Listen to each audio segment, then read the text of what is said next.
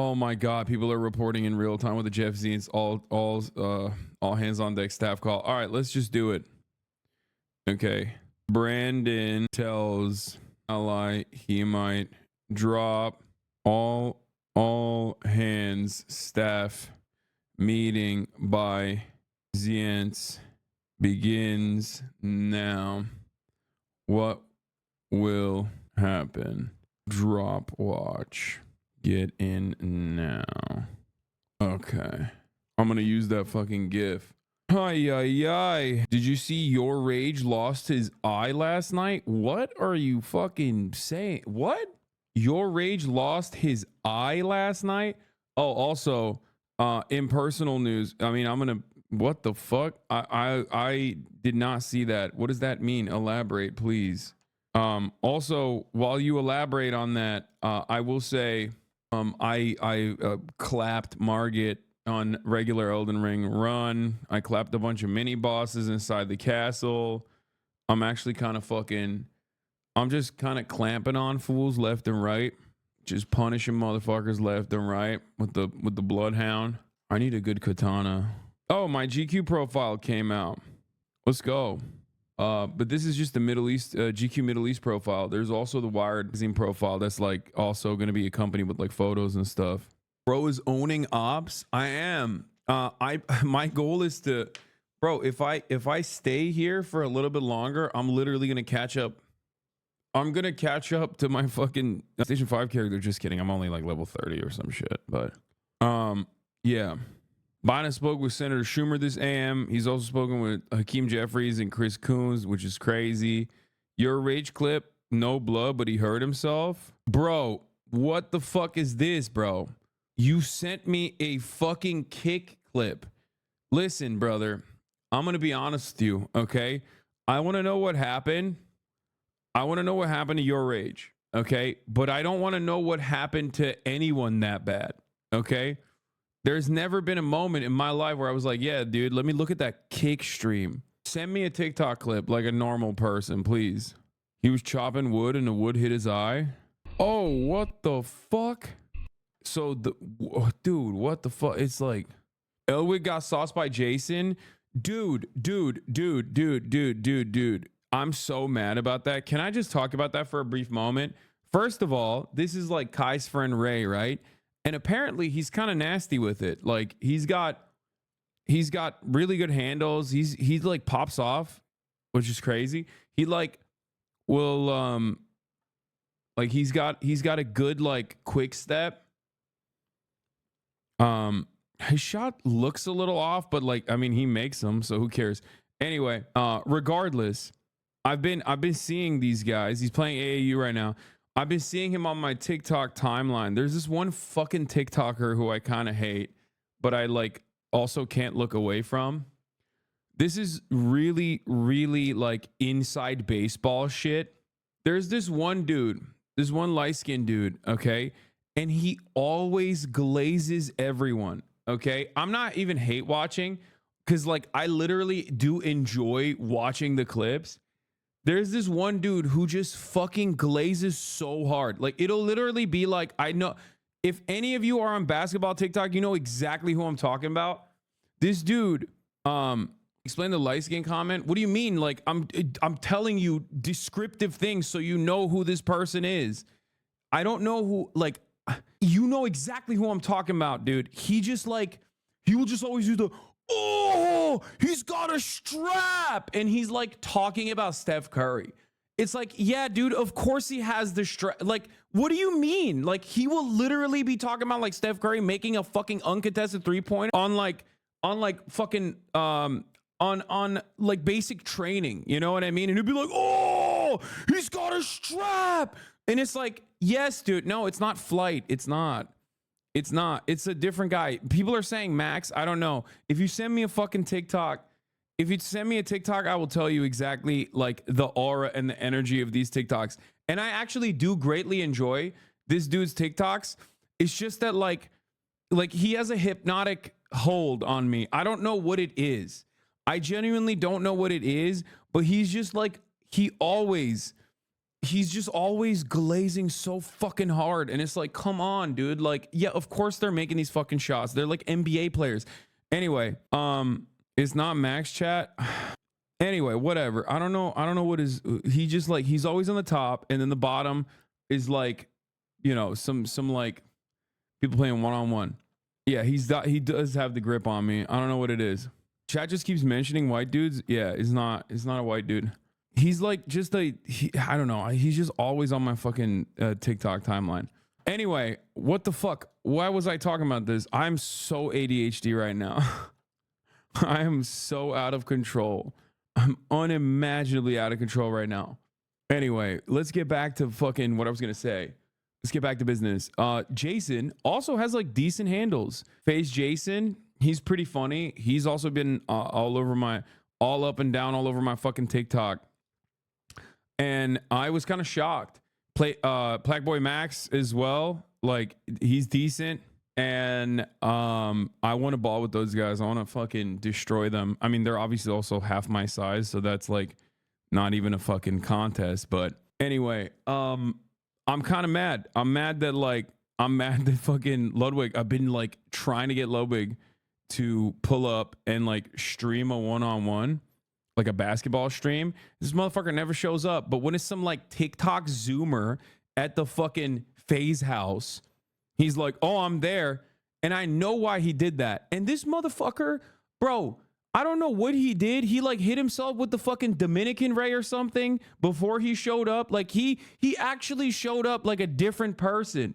Like I saw clips of this and I was like, this motherfucker does not operate like that normally. He's just like sitting there making like tough faces. It's like, yeah, $5 million in my bank account. I don't even know about that. Like he just like, yeah, he got hit with a Dominican ray, dude. I'm telling you, he was like code switching and shit. He was like, on God, bro, for real. Like, on God, for real. Like, I got Riz, I got Aura. And I was like, who is this man? I know you. You are a theater kid. You're a white guy from New Hampshire who went to fucking Arizona with an English major, dog. You do not talk like this, okay? He was talking like I talk when I'm in New Jersey, okay? Like I have two speeds. I do have an East Coast speed. It's just how it is, okay? And like, and that is like when I have that energy when I'm in New York or if I'm in New Jersey, I do start talking a little bit like this, like, hey, chill, right? That's just, you code switch like that. But that's also because like, you know, I went to school there. It's a little different, okay? This motherfucker went to New Hampshire. What? He's from New Hampshire. Your parents, your grandparents are related to one another, bro. You cannot be fucking sitting there on the stream being like, yeah, on God, for real, dude. Anyway, I saw this fraud. I saw his fraudulent ass clips on TikTok on my For You page. I saw his fraud, okay? I'm calling him out right now. I've been trying to 1v1 this motherfucker for the longest time, and he won't do it. But when he can fire off a couple TikTok clips because he knows Jason's popping on TikTok, he knows like Ronaldo's popping on TikTok, he goes over there and he does a fucking IRL stream with them. Meanwhile, I've been trying to get him to do an IRL stream where we do a 1v1 for the longest fucking time. He would never show up, okay? Anyway, speaking of which, though, I do want to fucking ball up with the FaZe boys. That's besides the point. Jealous boyfriend energy? Yes. No, I am jealous. I'm jealous because he got the ball with them because I would love to do that. Bro scammed Jason too. Didn't get him the pokey phone call after he won. Wait, really? Bro, you paid to make content with him. You just haven't redeemed it yet? Oh my God, I forgot about that. Anyway, I did pay for Ludwig in the auction. That's right. I forgot about that. Anyway, that's besides the point. This is neither here nor there. That was just like a little bit of a gripe I had personally. Okay, it's just on the top of my mind. So I was just, you know, I was just thinking about that. He's a fucking fraud. I said I've been begging for a ball stream, and you pull up to the FaZe one. You know, fraudulent bitch, dude. Ludwig is always too busy. Rage has a bad leg and eye now. Any excuse for your ball ups to not meet you in the court? Yeah. It's so mogged, auralist, socialist. Well, whatever, dude. Wait, you bought a white boy at an auction? Martin Luther used to pray for times like this. Martin Luther. Like not even Martin Luther King Jr., just Martin Luther. Mr. Reformation himself. You know what I mean? He was like, when can we start buying white folk? Very different dream than MLK Jr. When he was pinning that shit on the church wall, that's what one of the things was on the church wall. It was like, when can we buy white folk?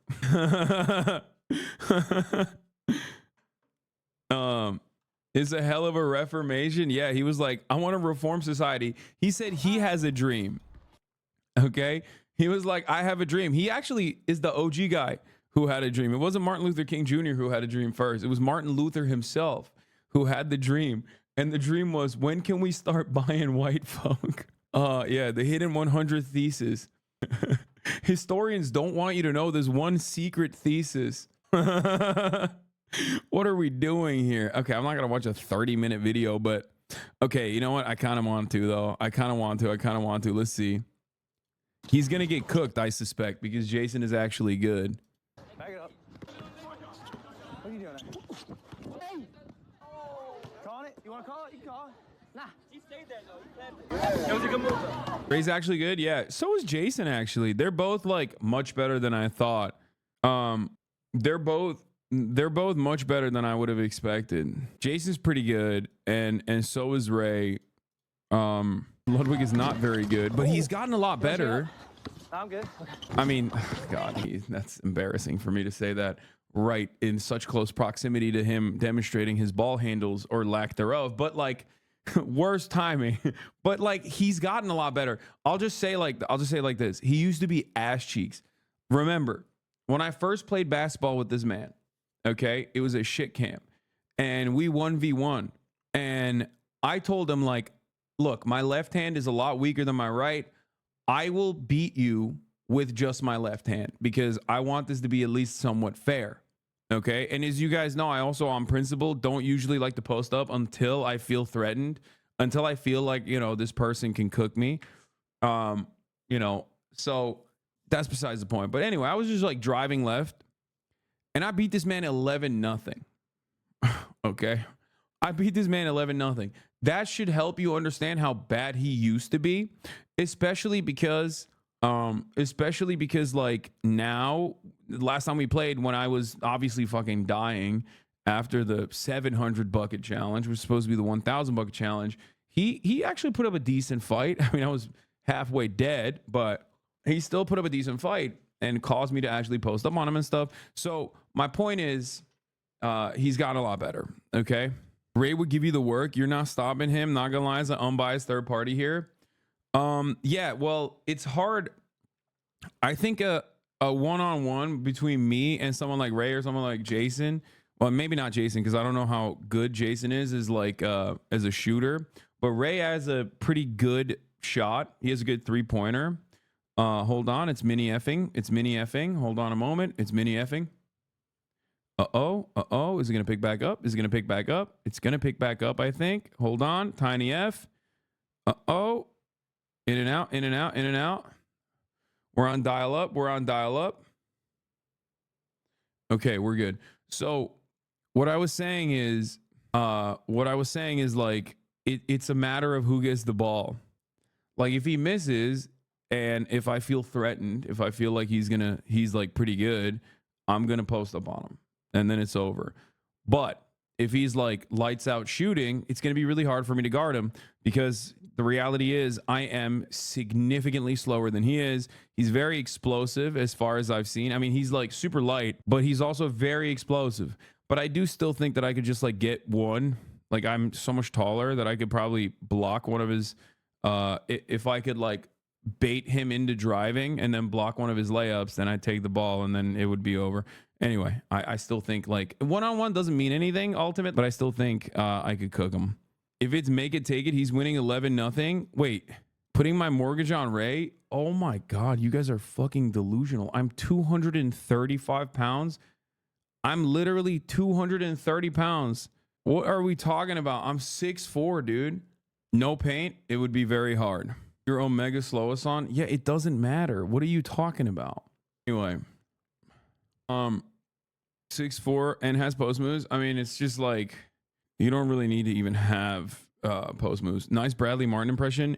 Yeah, the difference is I'm not talking about playing a professional NBA basketball player. I'm talking about someone who's not even like semi-pro, okay? Who is like complete, like we are, like he might be more skilled than me. I would never say that I'm more skilled than most players. I'm not, but that still doesn't change the reality that like we are at a competitive level. Okay, there is no like gap in the sense that like Bradley Martin will talk to like a professional trained fighter who is a killer. Okay, like and being like, I'm 260, brother. Like, what are you talking about? White House is live. All right, we'll go to White House. Watch Ray stream a flight yesterday. He cooked his ass. Yeah, no, I know he's good. I've seen him. I've seen him play. I'm saying he's pretty good. I was actually kind of shocked at how good he is. Low key. Do we have the White House New York Times Siena poll? Yeah, we're gonna look at all that, but let's go live to the fucking White House real quick because Biden said that he might actually drop out of the race. Then Biden said he's not gonna drop out of the race most likely. What is this? The call just wrapped. There's a press briefing that will follow the call. We'll use to purchase interceptors for. Okay, I don't give a fuck about the Defense Department's interceptors right now. Are you on crack, Karine Jean-Pierre? Get the fuck out of here. All right. So as of this morning, or I guess it's like night here, but as of this morning in the United States of America, okay, Biden had an all hands on deck meeting with Jeff Zients, like all staff, all hands. Okay. Biden also started talking to top Democratic Party officials finally after like a tumultuous week of post-debate conversations urging him to drop out, including the New York Times and even some active Democratic Party members, even, seated representatives and the like. And obviously when the New York Times reporting came in earlier today, a couple hours ago, about key allies, Brandon tells key allies he might drop out, I thought, oh, it's gonna fucking happen, right? Any day now, any moment now. However, it turns out that the malignant narcissist who personally believes that he is like always down and out, but a tough fighter nonetheless, is not dropping out. He has said as of now, since that call, President Biden on campaign call to just wrap per person on the call. Let me say this as clearly as I possibly can, simply and straightforward as I can. I am running. No one's pushing me out. I'm not leaving. I'm in this race to the end, and we're gonna win. Bro thinks this is like he dude, this is like old school. This is some straight like, God, I don't want to say Stalin. People are gonna get mad at me, but this kind of is giving Stalin. Bro thinks he's a fucking authoritarian strongman in like a Latin American country or something. Like, what do you mean you're holding on? What are you holding on to, bro? You are not him. So, yeah, just a couple of things. You're holding on for dear life to your life. The president has certainly spoken to this many times about the debate, and so he had an opportunity to do that in front of supporters, and as you just stated, he did that. He talked about, he owned that the debate was not his best night, and he said himself, it's not an excuse, but it's an explanation. I was standing here yesterday, and many people were asking why and what's the explanation, and that's what you heard from him. Look, the two, I think, in addition to the two major trips, he was also continued to do his presidential duties. He worked late in doing that, and he also prepared for the debate. And on top of that, no, you got to stop with that. You have no business with this. You have to stop. You have to stop talking like he's a baby, bro. You can't. Oh, the little baby. The little baby stayed up late last night. Like every fucking press briefing, Karine Jean-Pierre is like, he's staying up late every night, okay? And some nights, he's not even having vanilla ice cream. Sometimes it's chocolate ice cream. And you know that's really bad for his tummy. And he has that instead because there's no vanilla ice cream to be had in the White House kitchen. It's like, I don't care, dude. I don't care. Drop out. You're about to die. Yeah, and also you wish you could have done better. And so he took ownership. I think that's important. And he's going to continue to make a strong case for his agenda. And that's what you're going to see. I'm not going to lie. This is way worse than the Biden has sex with Jill Biden super hard leaks. Like, I really do wish like Karine Jean-Pierre would go up there and be like, honestly, the president is working really hard, tirelessly, and also plowing the shit out of his wife, Dr. Jill Biden. Like, just switch it up. You know what I mean? Just like fucking pull a fast one and be like, are you people paying attention now? Okay, that's right. He has got pipe game. Okay, he's got pipe game. The walls are sweating. Back walls breaking. That's my president right there. A schedule where, you know, the president traveled 6 time zones forward to G7 in Italy. Oh my God. Oh my God. Oh my God. I'm gonna fucking die. Oh my God. The president, bro, nobody. The president is not flying on Ryanair. Okay, he's flying on Air Force One with a medical staff, with a private chef. Like, why are we talking like this motherfucker was flying to France on economy with like 8 different connections, bro? What are we doing? And that shit was like 2 weeks ago. The fuck do you mean, man? Oh, he was just an EP boy, bro. Yeah, dude, he was on Spirit, and then he fucking swapped over on a puddle jumper. He went to England first and then went to Germany on a weird connection and then got a Ryanair flight out to fucking France afterwards. It's like, shut the fuck up, dude. It's Air Force One. That shit is like, Brandon is so goddamn demented. He probably thinks he's in the fucking White House when he's sitting in Air Force One. What are you talking about? Like, what is this? Like, this shit makes me mad, dude. This makes me so mad. They're trying so hard to just make it seem like there's a good reason for him to behave like this. And then the reason is, oh, he's a little EP boy. With his family. I think what's important is that he has done this outreach. He's having these conversations. It is important to him to do so. And the folks that I laid out that he spoke to or some of them have been his colleagues. Some of them have been elected officials that he's known for some time. Obviously, Leader Jeffries is a new relationship that he has, someone that he obviously respects, and so, you know, it is. I think it's important to note that. Yeah, only now. She's like, yeah. He finally reached out to the fucking, like, the Democratic Party House leadership. Finally, only a week and a half later, dude. That's crazy. You left his ass hanging for a week and a half. As people were like, is he dropping out? Is he dropping out? Is he dropping out? Is he dropping out? And you just did not even give him a phone call. He didn't give Nancy Pelosi a phone call. Hakeem Jeffries is a more significant person at this point for the Democratic Party than Nancy Pelosi, of course. But like, it is wild. No allies for Brandon. Just Hunter Biden. Think about that for a brief moment while these guys are asking these questions. This motherfucker flopped so hard, the entire country's like, bro, you gotta stop. You gotta stop running. You're too old. You're gonna fucking die, Joe. Your bitch is no longer bad. Your weed is no longer loud, Joe. You have to drop out of the fucking race. We gotta save democracy. What does he do? What does he do? He calls up Hunter Biden, bro. He doesn't call up the leaders of the Democratic Party and like, you know, bring up the ranks and you know, tell them like, here's our messaging going forward. Sure, I was an EP boy, whatever, fuck it, YOLO. You know, I'm gonna go out and tell everybody how hard I fuck my wife or whatever. You know what I mean? Like, none of that shit. No communication seminar, nothing. Who does he call up? Crackhead Hunter Biden, dude. What are we doing here? That's crazy. That's crazy. What is going on? It's just like they're in meltdown mode over there. It's like, it's pack watch. And so he wants to continue to deliver, expanding healthcare. All of these things he believes is important. Majority of Americans believe it's important.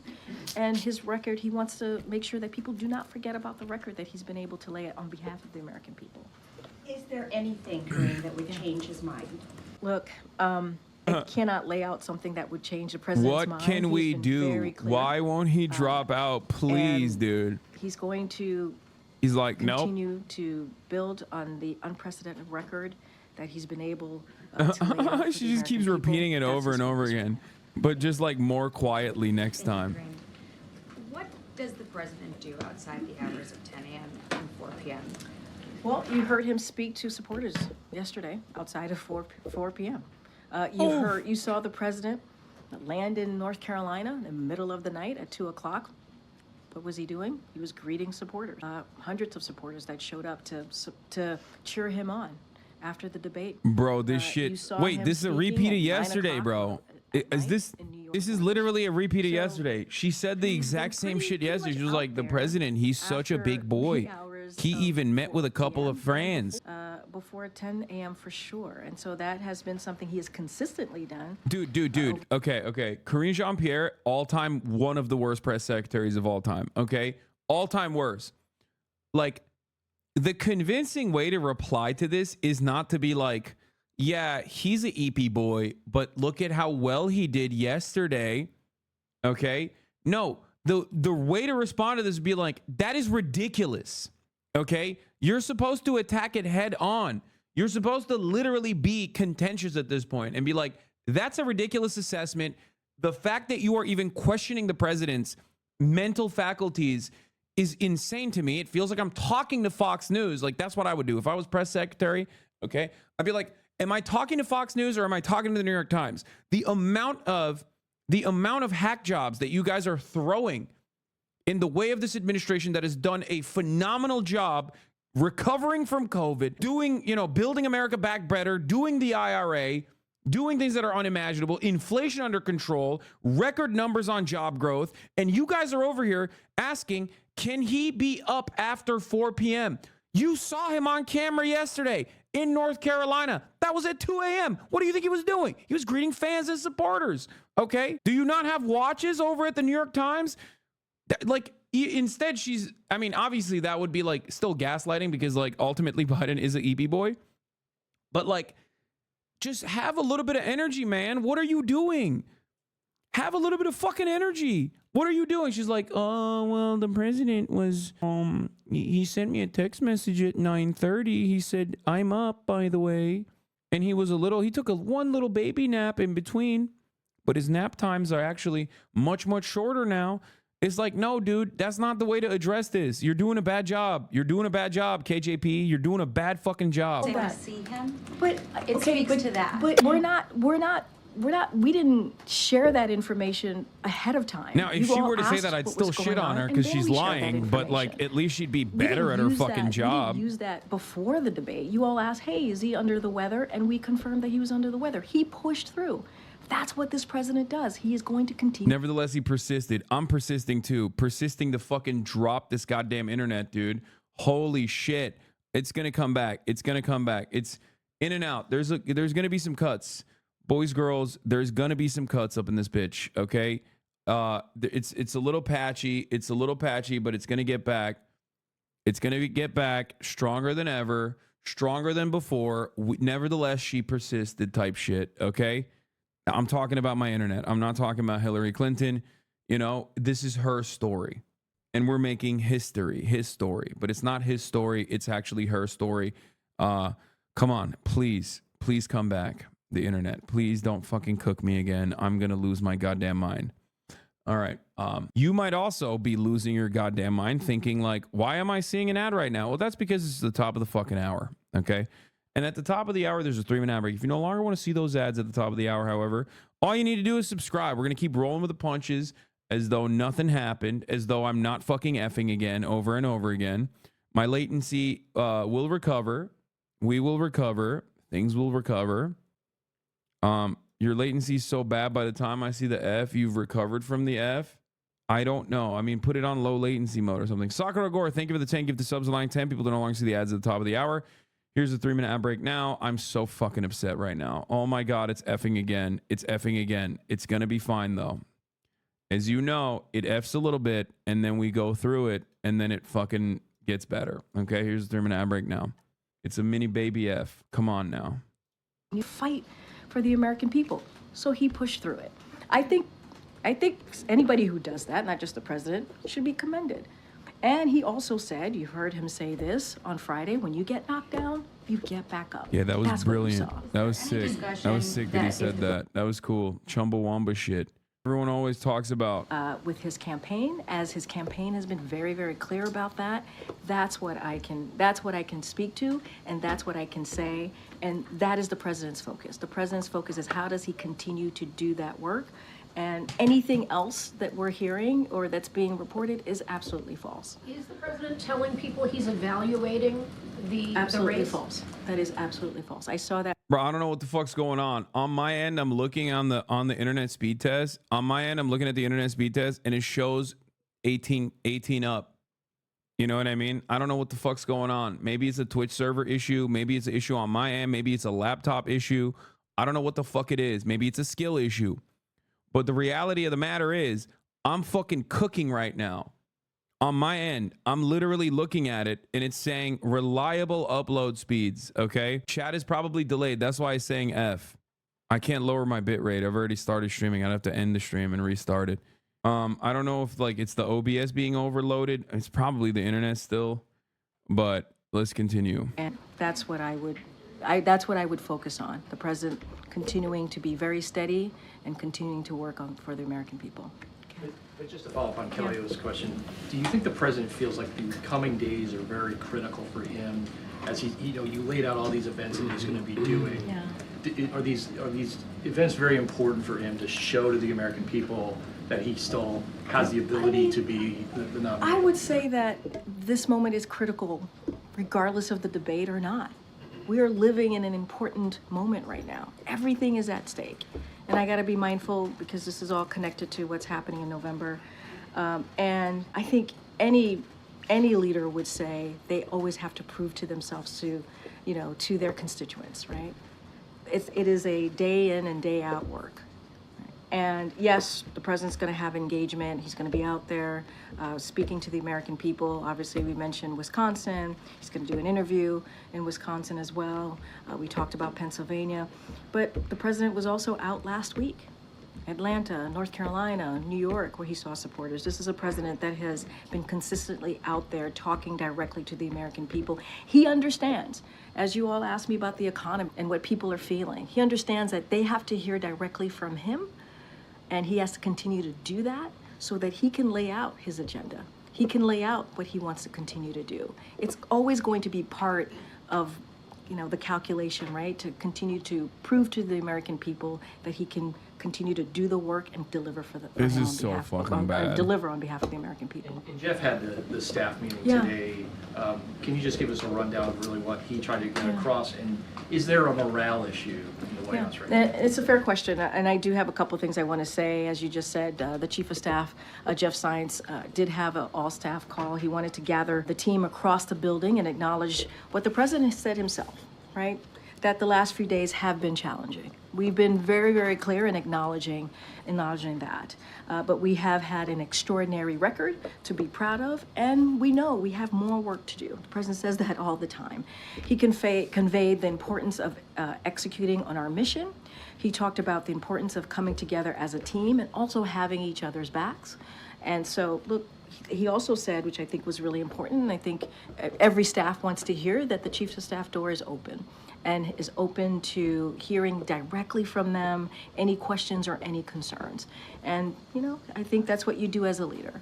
Thanks, Kareem. If there are so many questions right now about whether President Biden can do this job, why are we not seeing the president out there every single day in an Even the sign unscripted language way without interpreter doesn't teleprompters? believe Well, what you're she's going to see him today, It's certainly, bad. and I know you're asking about the teleprompter. bad. You're going to see him tomorrow, right? 4th of July. It's bad. You'll have an opportunity to welcome active duty military and their families, and certainly their loved ones here on the South Lawn, as he does every year. And I think that's going to be important. He'll be able to engage with them and thank them directly. And you'll see him in Wisconsin, and you'll continue to see him, obviously, in the upcoming weeks. Look, it is not unusual for a president to use a teleprompter. It isn't. It is not unusual. That is something that presidents have done in the past. I think what we also have to remember, and I'll keep saying this because I think it's important to not forget, that he has the strongest economic recovery in modern history. He has led a historic midterm win when everybody was talking about a red wave, and he's been able to defy that and deliver by being a leader, right? Obviously doing the midterms as a Democratic leader. And he's going to continue to work to get lower costs. And I think that matters. I think his record certainly matters. And you are going to continue to see him, having interviews. He's going to do ABC, as you know, with George Stephanopoulos, one of your colleagues. That's not scripted. And he has done more than 40 interviews that have not been scripted. Interviews do not have a script. this year alone. So you'll see him out there engaging with the American people, and I think that's important. But again, we're now almost a week after the debate. Why doesn't the president just come here right now and answer for himself at this briefing room all of the questions that we have? Well, you asked me a couple things. You asked when is he going to be unscripted? He has been. When he went to visit a diner a couple of days ago at the Waffle House, when he met with some of the supporters in Atlanta, North Carolina, where hundreds of supporters showed up. He certainly had an opportunity to engage. On Friday, That's basically hell no, it's not going to happen. Questions from one of your colleagues. I think that's going to be important. She's basically saying like, yeah, we're not doing an unscripted fucking press conference, okay? Looking forward to doing that. He'll have a press conference next week at NATO press conference, a big boy press conference, as Justin from Bloomberg stated yesterday. And so we'll do that, and he's looking forward to it. And Korean President Biden has always promised to tell the American people the truth. So can you be straight with us and the American people? Is the president clear-eyed about what it takes to stay in the race, and That's a what it would Dell take for him to laptop. drop out? The president is clear-eyed, and he is staying in the race. I don't have anything else beyond that. He's staying in the race. That is what the president That's for a has Dell promised to laptop. do. I don't That have is what he wants to continue to work on, the successes that he's Killer had. His record is networking? unprecedented record, and that is what the president is focused on, continuing to deliver for the American people. And he looks forward to doing that. Go ahead. The NATO summit is coming up next week. Yes, ma'am. Is the president frustrated that this debate over the presidential election could cast a shadow over your goals for the NATO summit? Has he made any effort to reach out to the NATO leaders that will be coming to sort of assure them that this isn't going to derail that agenda? So look, as you stated, next week, the president's going to host the NATO summit here in Washington, D.C. It is also the 75th year anniversary of NATO. And let's not forget, NATO has become stronger and has gained 2 more countries because of this president's leadership, and all very much important in doing so is very much important in stopping and helping to stop Putin's aggression as Ukraine continues to fight, certainly for their freedom and democracy. Look, foreign leaders have seen the president close up. They have. And you know, and close up and personally for the past 3 years. And I think that's important to know. They know who they are dealing with and how effective he has been. I just talked about how NATO has expanded because of his leadership, how NATO is stronger because of his leadership. And I think that's important to note as well. And Wait, so what is Joe Biden's platform? Look, NATO. you're going to see. Joe Biden's platform is NATO.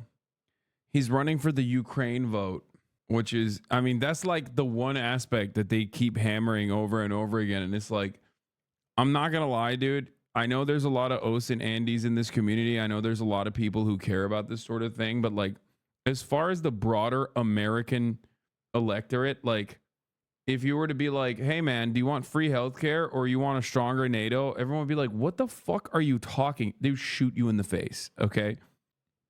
They'd be like, what are you saying to me right now? Hey, do you want to fix the potholes or do you want a stronger NATO? Do you want, I don't know, insert anything, like any kitchen table issue or a stronger fucking NATO? Most people will be like, what is NATO? I don't care. Shut up. Okay. You want a better American infrastructure plan or do you want a stronger NATO? The fuck are you talking about NATO? What? I have not spoken to the Office of Legislative Affairs, so I can't speak to that. What I can say is the president certainly has looked forward to working with Democratic leaders and congressional members over the For past the 3 record, years. before people get Talking- mad at me, I'm not saying these two things are at odds with one another, even though they technically are, because NATO is a fundamental part of the American military-industrial complex, which is basically a fucking parasitic force that sucks up all of the resources that could be going to the things that I'm talking about. And yet, ultimately, you could do both technically, and that's not what I'm saying. That's not the issue presented. It's just that if you're constantly only talking about how NATO is stronger, you basically are undermining yourself. You're not presenting your best self. You're not. I'm not a pro-NATO person, obviously, but that's besides the point. I'm personally talking about like Biden's reelection right now, and it's probably the dumbest fucking thing to talk about. Like, I feel as though it's the dumbest fucking thing to talk about. To be like, yeah, you guys got to reelect me because I'm doing NATO. It's like, I don't think Americans care about foreign policy that much. Even when it's Israel, they don't care about it enough. And it's just like, you know, it's just a ridiculous way to try and win a reelection. Has the White House, have you sort of missed the boat in terms of responding quickly enough? I mean, I spoke to someone today who said it was too little too late. Quickly enough on what specifically? In explaining and discussing what happened at the debate well- and reassuring donors and So- other people that, you know, he intends to keep running. Look, as it relates to donors or anything political like that, so obviously that's something that the campaign should respond to. But I would remind you that the day after in North Carolina, the president spoke to his debate performance. He did. He talked about it. He gave, you know, his thoughts. He also stated that, look, I'm not as young. I'm not a young man. He said that. I'm not as a smooth talker as I used to be. I don't walk easily as I used to be, and I said I don't debate as well as I used to. He said this, and so he owned up to it on Friday, the day after the debate, that afternoon. And so we didn't wait. Now, as far as engagement, look, that is something certainly the campaign can speak to more. But the president, in front of hundreds of supporters in North Carolina, talked about his debate performance. So. Maybe Biden will drop out because he's, or potentially have a medical emergency because he's too sad. Because everybody keeps telling him to drop out. And we were able to talk to his doctor about that, and that is a no. He hasn't had any kind of medical exam. No. So the White House has said no to releasing the full results of that annual, said no to making Dr. O'Connor available for questions from us, no to releasing any other information that would shed some more light on the president's health. I guess I'm just wondering if now is not the time for full transparency. When is? So I would say, MJ, to your question, that what we have released over the past 3 years, every year since he's been in office, has been transparent and it has been comprehensive. It has been one of the most transparent. We have been one of the most transparent administration when it comes to medical records. That is what we've been able to do.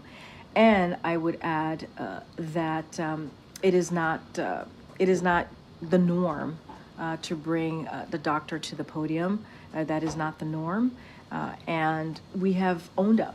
This president directly has owned up to what happened at the debate last Thursday.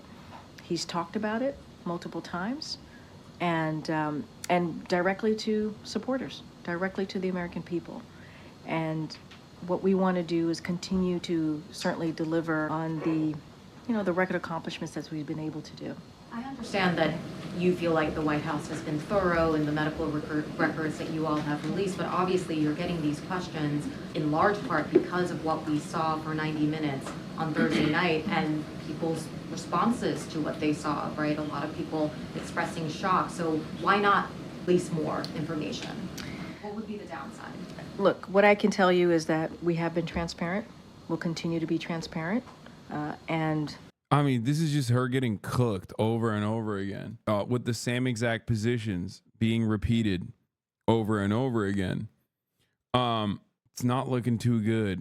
So let's get to the news. O'Donnell, we would invite the president to come here and tell us if he's awake. I'm sharing with you his. He's absolutely running. Yeah.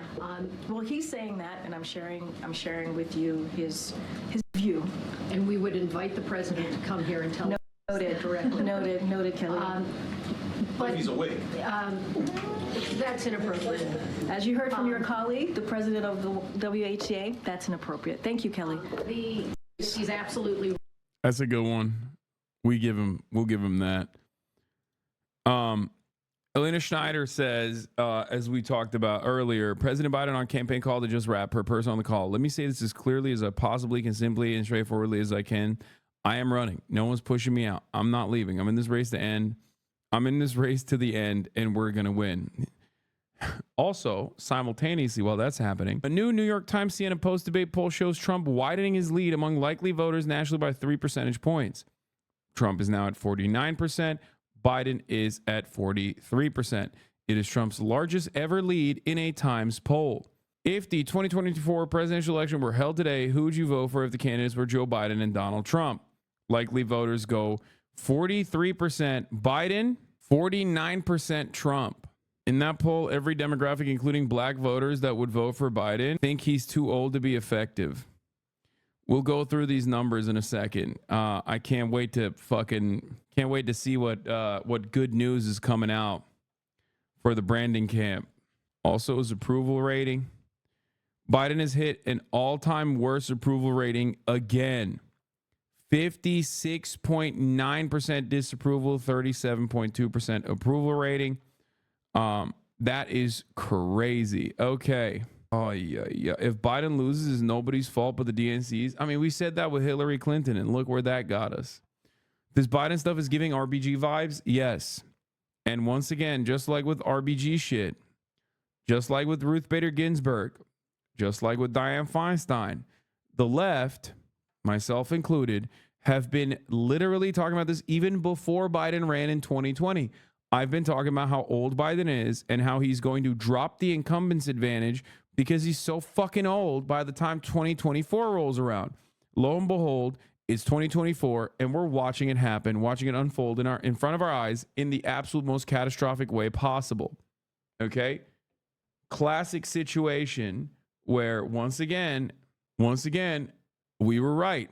Okay? Just too early. We were right. Just too early. We'll talk about RFK Jr. Don't worry. Mr. I love to eat dog in a second.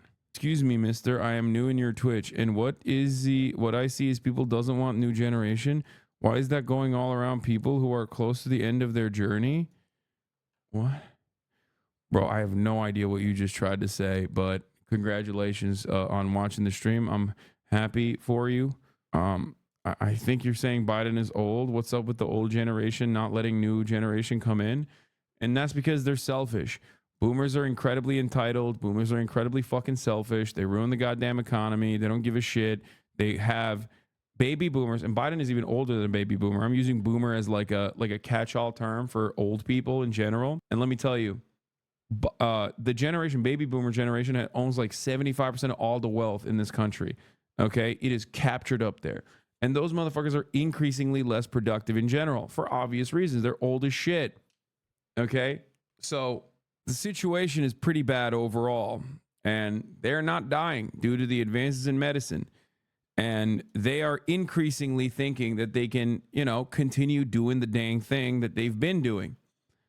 Unfortunately, like I said, it is a side effect. It is a consequence. It is a consequence of having good medicine. Okay?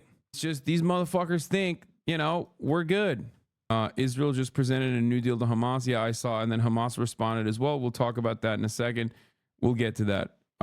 Let's continue with this. CNN breaking news. Breaking news, CNN has learned President Biden has privately acknowledged a series of critical tests are ahead in the next stretch of days. Those tests essential to determining whether he can stay in the race for the White House. CNN White House correspondent MJ Lee joining us now. MJ, what more are you learning? This is the problem.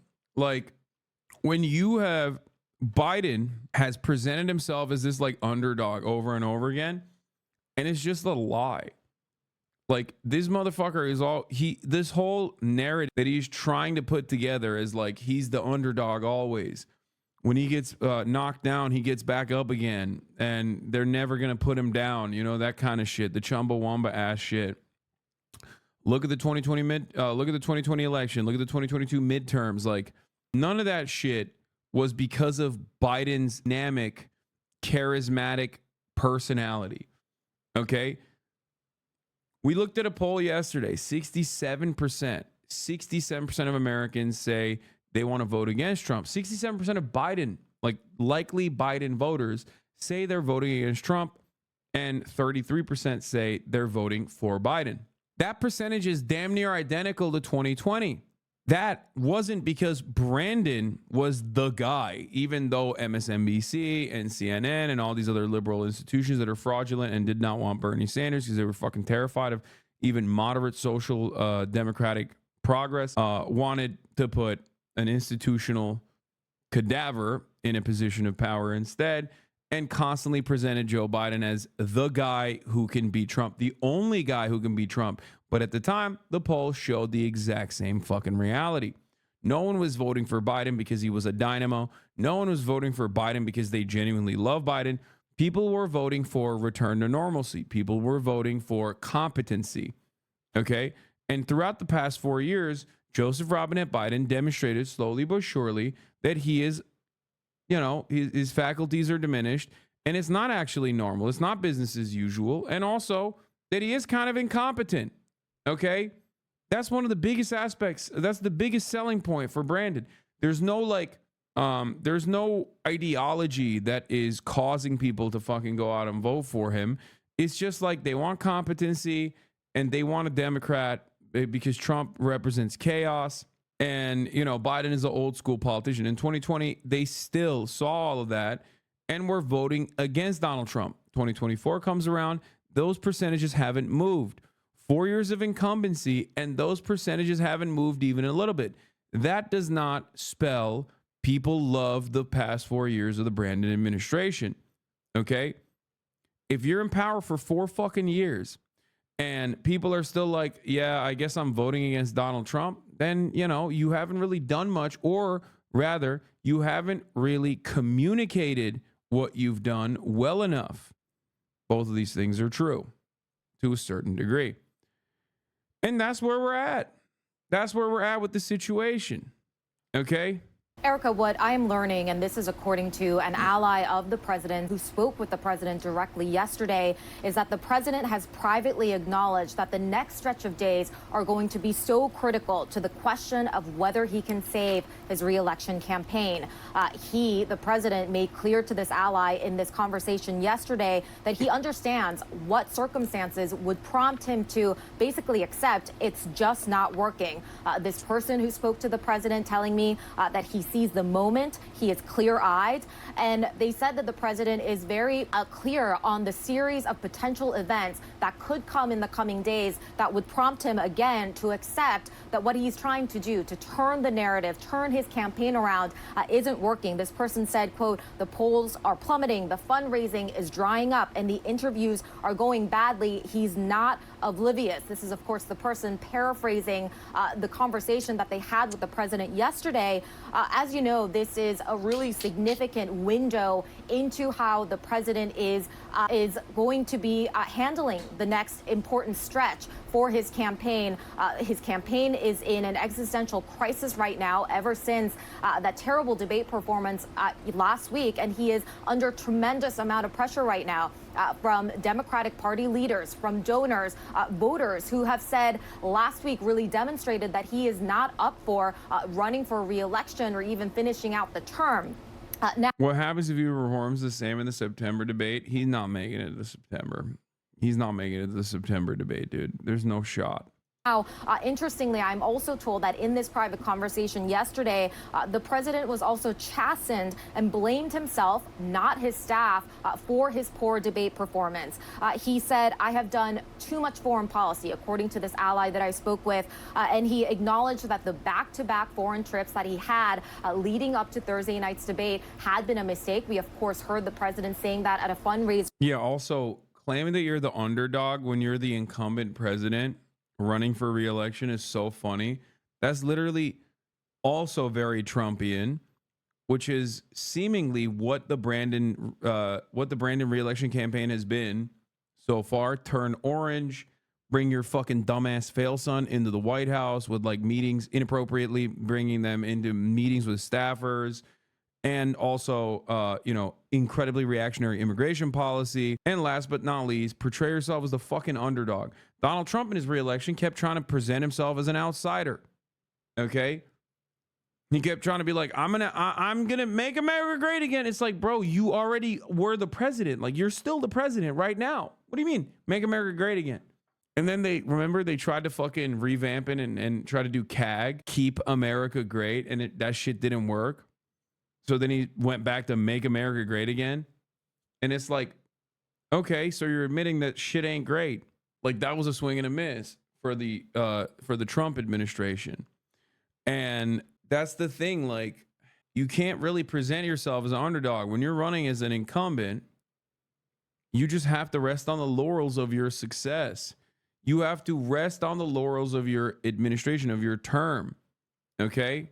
No wars, though. Yes, dude. The motherfucking president that like increased drone strikes by something like 400%. The guy who personally followed through on the fucking assassination of a foreign, like, you know, top commander of a country that had a denuclearization agreement, a bilateral denuclearization agreement that took decades to put together. Okay? A denuclearization agreement that he actually cast aside. Yeah, he was actually not reactionary at all. You're so right about that, dude. He was so good on his fucking wars. Like, oh my God. Ugh. People are so fucking stupid about Donald Trump. It feels like they just like desperately want to vote for him. I don't understand it. They're like, I want to vote for him, but like, I can't get myself to do it. I can't get myself over the finish line. So please whisper sweet nothings into my fucking ear. I feel like that's the energy that people come in here with. It's like, yeah, dude, I hate the Democratic Party. Okay? I hate the Democratic Party. I want the same thing you do. No, the fuck you don't. If you're saying shit like if you're saying shit like no wars though when talking about Donald Trump, what do you mean no wars, bro? There's never been a moment where America has 800 military bases around the fucking world that we know of. What the fuck do you mean no wars? Our global warfare is permanent. The notion that like, oh, a presiding president is not overseeing like complete death, destruction, and global domination is so fucking laughable as a take. Okay? I know the elite controls the war. We need to stop the shit. Yeah, okay. Who do you think Trump is? You said the elites control the war?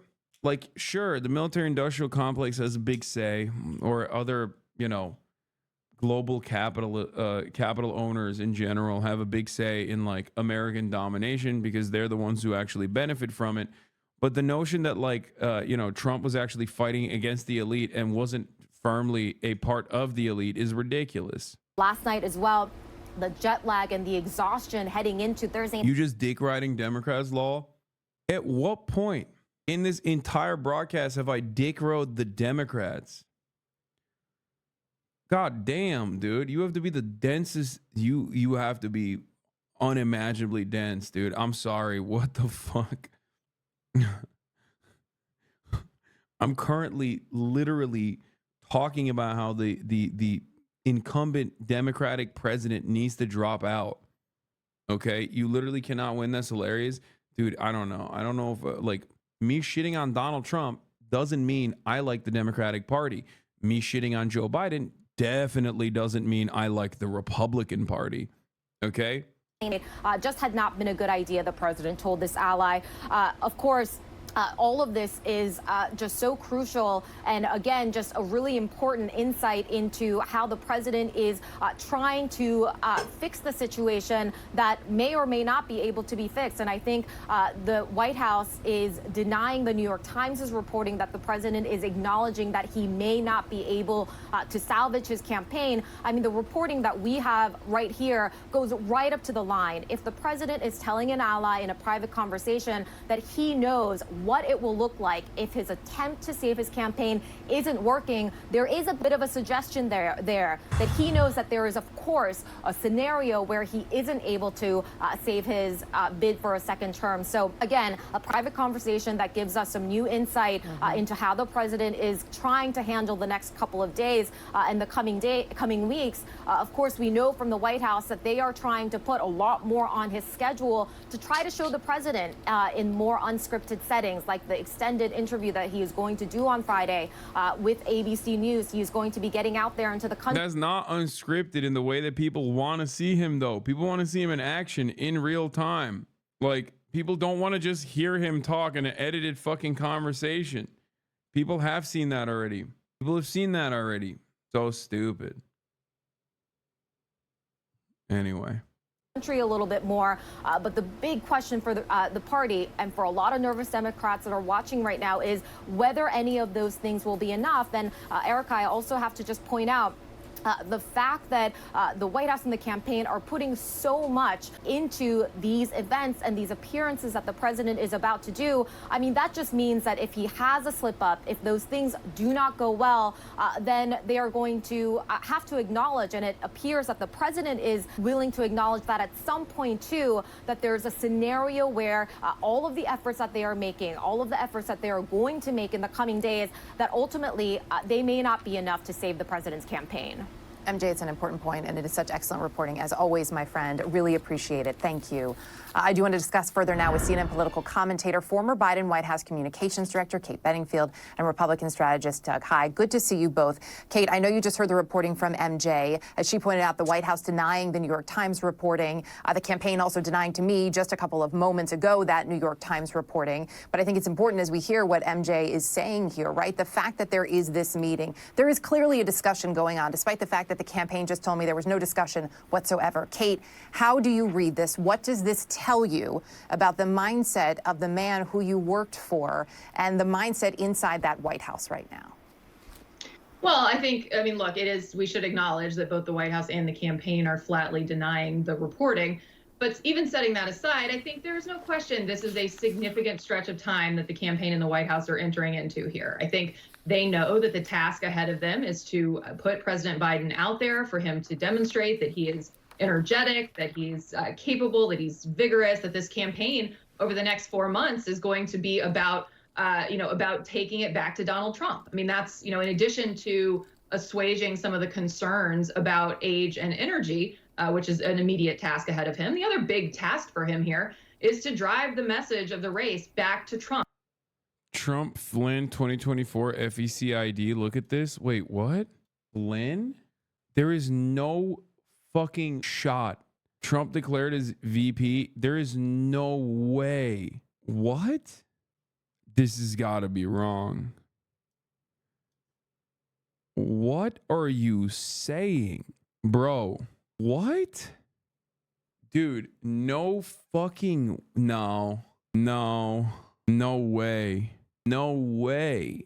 There is no way. He just released this? Bro, who is doing this? Like, can anybody file this?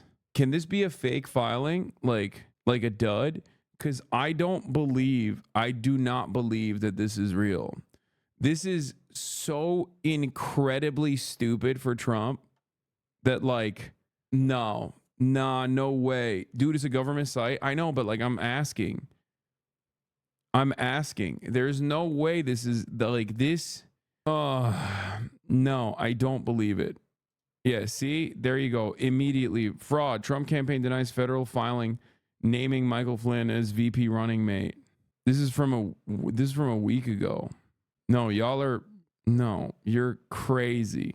Michael Flynn is the former national security advisor of the Trump administration. He's a general, and he's also recently he's known as like an absolute QAnon freak. Okay. Like a straight up QAnon guy. Okay. And there is 0% chance that Donald Trump, whose biggest weakness in the broader electorate is that he is like too close with the fucking weirdos. Like, there's no shot. There is no shot that Donald Trump would run alongside and put Trump tells former advisor Michael Flynn, we're going to bring you back. Yeah, dude, that's May 13th, 2023. Okay, number one. And number two, this does not mean we're going to make you our VP. You're insane. Michael Flynn is doing QAnon conferences to like eight freaks with like genuine schizophrenia for like $1,000 a pop in a fucking Holiday Inn in Maryland. He is not going to be the fucking VP. The FEC filing has to be like some fucking fake person who made it up. Like they input this shit and put in these addresses or whatever. But like, there's no way. There's no way, because like it is unimaginably stupid for Donald Trump, whose political instincts are significantly better than the run-of-the-mill Democrat and even the run-of-the-mill Republican. Nah, bro, Edinger Mentum is posting it up. No, he's memeing about it, dude. No. Why is that hard to believe? Like, for real? What do you mean, why is that hard to believe, dude? He's a fucking QAnon kook. Are you insane? It's like running alongside Steve Bannon, except Steve Bannon probably has more of a fucking fan base than Michael Flynn. Okay, guys, dude, here, you want to know what I'm talking about? Here. You can take all our money, but you can't have our soul. You could burn down our buildings, and we'll still find a home. We will all stick together, we'll never surrender. We won't give up our freedom. From the shores of California, all the way down to the Keys. It's coming. Only he will bring us closer. You think that guy is the VP? That guy sitting in between Jimmy Levy, okay, and the most divorced dads, okay, like child custody Groyper 69, okay, child custody arrangement Groyper 69, okay, 1776 Black MAGA 1947, okay, and just like Jimmy Levy and fucking 4G Auto Suck, that guy who's singing auto-tune, that's the VP, that's Trump's VP. No fucking shot, dude. The Republicans would never, especially the Trump administration, would never gift wrap, like he would never personally gift wrap this you know, unimaginable W. Yeah, divorced USMC 88. Like, who could forget that guy? Yeah. Dude, the VP has to be an inoffensive person, okay? I don't think you guys understand how VP works, like how the position works. The position is supposed to be a good balance. If your weakness is that, like, institutional party loyalists think you're too volatile and donors think you're too volatile, you got to bring someone like, you got to bring someone like Michael Pence. Right? He's a Coke guy. He's tapped in with the evangelicals.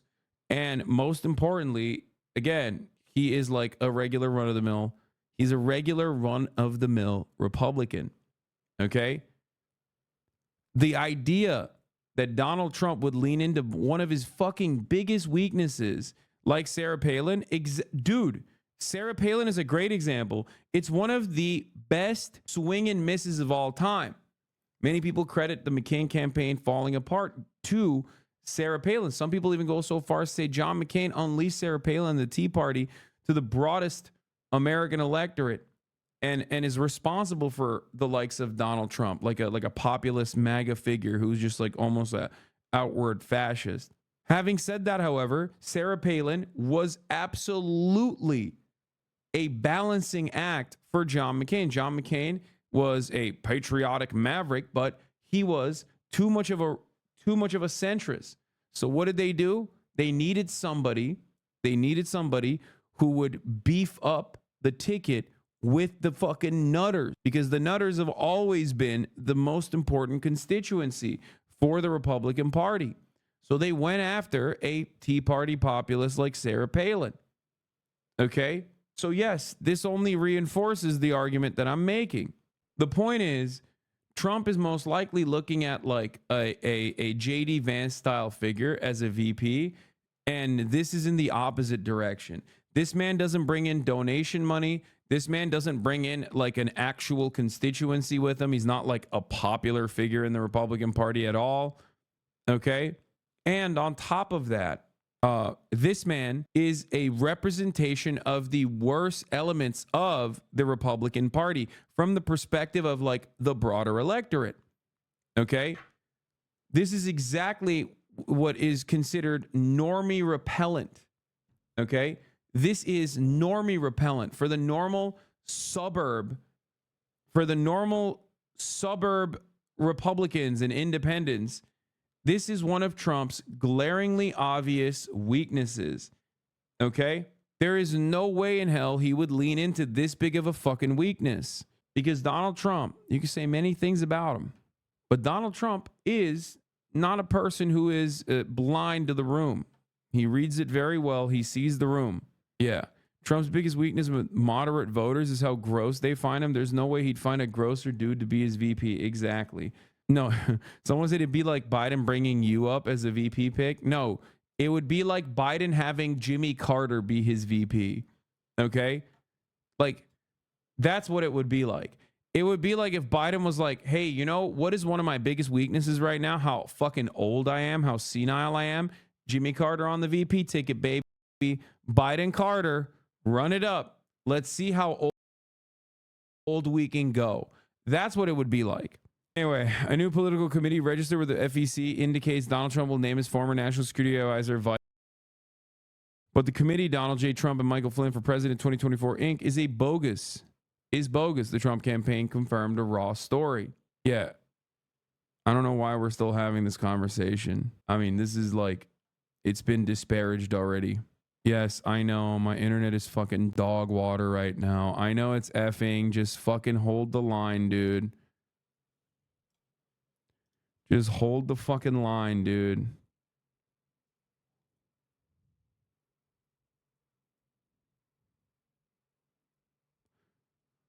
I'm still here. Ay, ay, ay. Okay.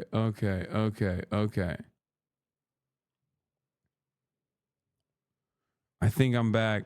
Anyway, here's further evidence that Donald Trump is not going to fucking pick Michael Flynn as his vice president. Do solemnly swear. Do solemnly swear. That I will support and defend. That I will support and defend. The Constitution of the United States. The Constitution of the United States. Against all enemies, foreign and domestic. Against all enemies, foreign and domestic. That I will bear true faith. True faith and allegiance to the same. That I take this obligation freely. That I take this obligation freely. Without any mental reservation. Without any mental reservation. Or purpose of evasion. Or purpose of evasion. And that I will well and faithfully. And that I will well and faithfully. Discharge the duties. Discharge the duties. Of the office on which I am about to enter. Of the office of which I am about to enter. So help me God. So help me God. Where we go one, we go all. Where we go one, we go all. God bless America. God bless America. I, do solemnly swear. Do solemnly swear. That I will support and defend. That I will support and defend. The Constitution of the United States. The Constitution of the United States. Against all enemies, foreign and domestic. Against all enemies, foreign and domestic. That I will bear true faith and allegiance to the same. That I will bear true faith and allegiance to the same. That I take this obligation freely. That I take this obligation freely. Without any mental reservation. Without any mental reservation. Or purpose of evasion. Or purpose of evasion. And that I will well and faithfully. And that I will well and faithfully. Discharge the duties. Discharge the duties. Of the office on which I am about to enter. Of the office of which I am about to enter. So help me God. So help me God. Where we go one, we go all. Trying to brainwash us? Yeah, I'm trying to brainwash you into fucking understanding a key truth here, which is that motherfucker ain't becoming the VP, bro. He's more likely to have RFK Jr. as his VP. Do you understand me? And back to what is actually at stake here, and back to the fact that his opponent is somebody who has said he's going to use the White House as a tool of personal retribution, and that he might not accept the results of the election. And so, you know, there is a real threat here. There's a threat to women's reproductive health. There's a threat to essentially your freedoms. So the task that Biden has now is to drive the race back to that ground. I think he can do that, but I also think that is going to be contingent on these next few days and kind of how this all goes for him. You know, Doug, you've worked in your share of campaigns as well, Doug. But as you look at the way this is playing out, and even the communications that we've seen around it, little bits of information petering out, the campaign initially dismissing concerns. It's tough to forget the bedwetting brigade fundraising memo. When you look at this and you look at these denials of these conversations, what is your read on the campaign and how things are being handled? Yeah, I view it completely from that lens of working on Capitol Hill and campaigns as a communications staffer. And we know, obviously, that no candidate is ever pulling out of a race until the moment that they say that they're going to in a tweet or on stage, whatever that venue may be. So Quentin earlier did his job, did it admirably, and did the job you're... Someone tell Hassan to close the videos that he's not watching. They're loading in the background. What? Dude, it's fine. Anyway, y'all got fucking debated, okay, with the Michael Flynn shit. We're done with that, right? Please. It lists Creighton, not Trump, as a candidate for president. Judith Ingram, a spokesperson for the FEC commission. FEC declined to comment. Okay, I don't know why you guys fucking ate that bait so fast.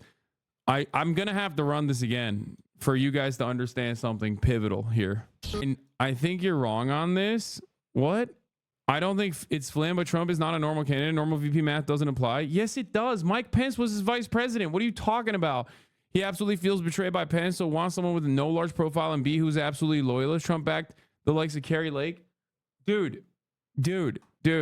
Trump's political instincts are seemingly better than yours in this circumstance, I think. You're wrong. You're so fucking wrong. He put like the top 5 contenders on there. Okay? And every single one of them is exactly in the confines of what I'm talking about. Bro, he had Burgum on there. Are you kidding me? Burgomaniacs, rise up. Like, you're insane. He wants a guy who can bring in big ticket donors, who's not going to fuck up the bag, who's not going to be outshining him, who's not going to be more charismatic than him, who's going to be relatively loyal to him. Loyalty number one. But that person also needs to have like somewhat of a constituency, or at least like bring something to the table. Michael Flynn brings nothing to the fucking table. Anyway, having said that, I believe a lot of you are very delayed, so you should probably refresh or subscribe, because at the top of the hour, some of you are about to find out that there's a 3-minute ad break. If you no longer want to see those ads, all you need to do is subscribe for $5 or for free with a Twitch Prime. Maybe you'll refresh through the ad break. Maybe you will see the ad break. Okay? As long as you subscribe, you will no longer see the ads, though. Here's the 3-minute ad break now. Burgomaniacs. We need a Doug Burgum type to fucking gift people subs. System stars. Thank you for the 10 gifted. Allowing 10 people to no longer see the ads at the top of the hour. Playing this shit again. But you can't have our soul. You could burn down our buildings and we'll still find a home.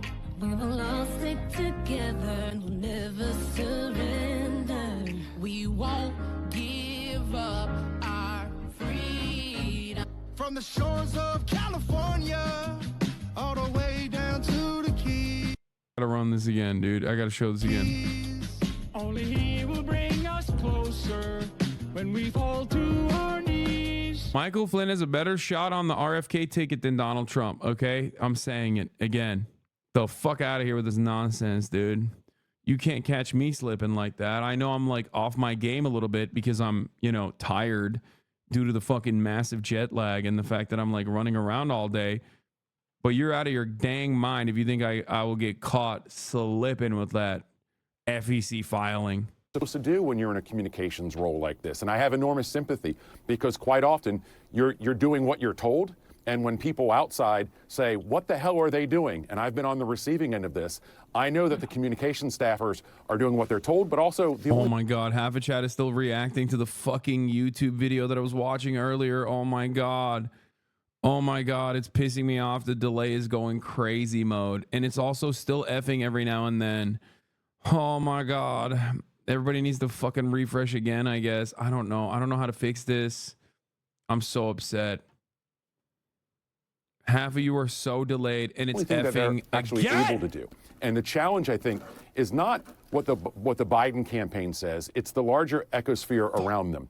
And if I'm working for President Biden and his campaign right now, I don't want Jim Clyburn on TV anymore. I don't want Nancy Pelosi going on TV anymore. Stop trying to help. You're not helping the situation. When Nancy Pelosi says it's a legitimate question, or Clyburn goes back and forth because he's on 9 different channels a day, your allies are not helping you. You need your surrogates all on board, or you need them quiet and to drive that message yourself. But then, Doug, and really it's a question for the both of you, is that, though, a signal, right, that you are seeing Nancy Pelosi saying we need to know whether this was a one-off or whether this is a sign of a larger problem, that you are seeing cracks from your surrogates and public calls from your fellow Democrats to step aside? I mean, Doug, isn't that still a crisis of messaging if they are not getting through to their allies? Yeah, and very clearly, there's not a strong hand here.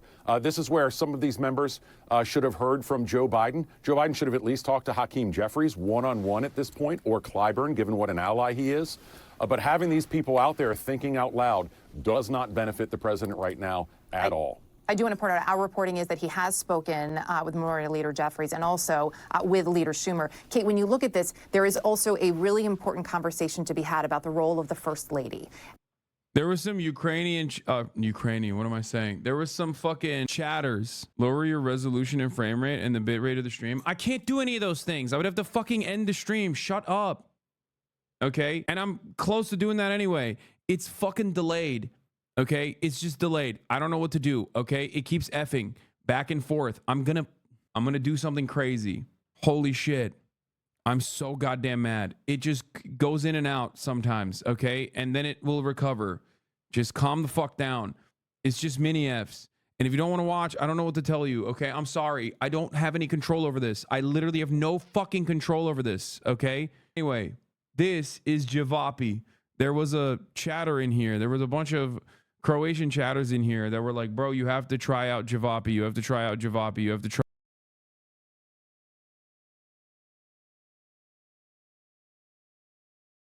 out Javapi. And here I am trying out Javapi. This is a Croatian delicacy, okay? Just lower the fucking stream resolution on your end. I don't know what Javapi is exactly, but I'm gonna look it up right now. Javapjichi is a grilled dish of minced meat. Okay, here it is. Grilled dish of minced meat found traditionally in the countries of Southeast Europe. The Balkans is considered a national dish of Bosnia and Herzegovina and Serbia. Okay. Javapi is also common in Albania, Bulgaria, Slovenia, Croatia, Kosovo. It literally just it's just köfte, I think. It smells like köfte. It's got ajvar in the middle. I'm Turkish. I've had this many times over, but let's see how the Croatian köfte is like. It's pretty good. I like it. The ajvar is really good. The Javapi is also very good. For the Turks in the chat, you know what it tastes like? You know what I'm talking about? Some Turks will know. It tastes like meatballs from a very specific region in Turkey.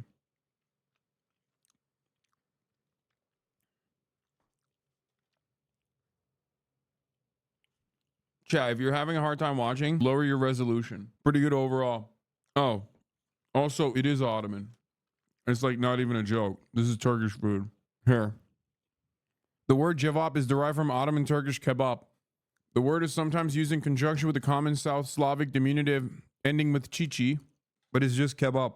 The ajvar is really good, and the köfte is pretty good too, and the fries.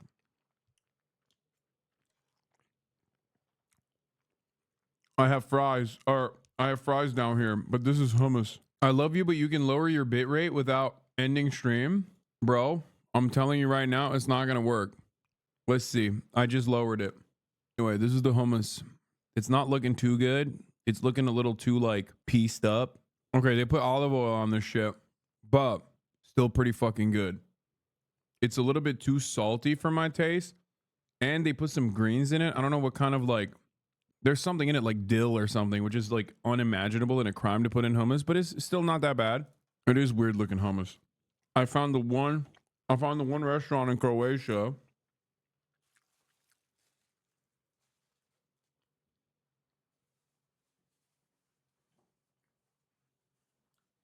that actually serves chicken.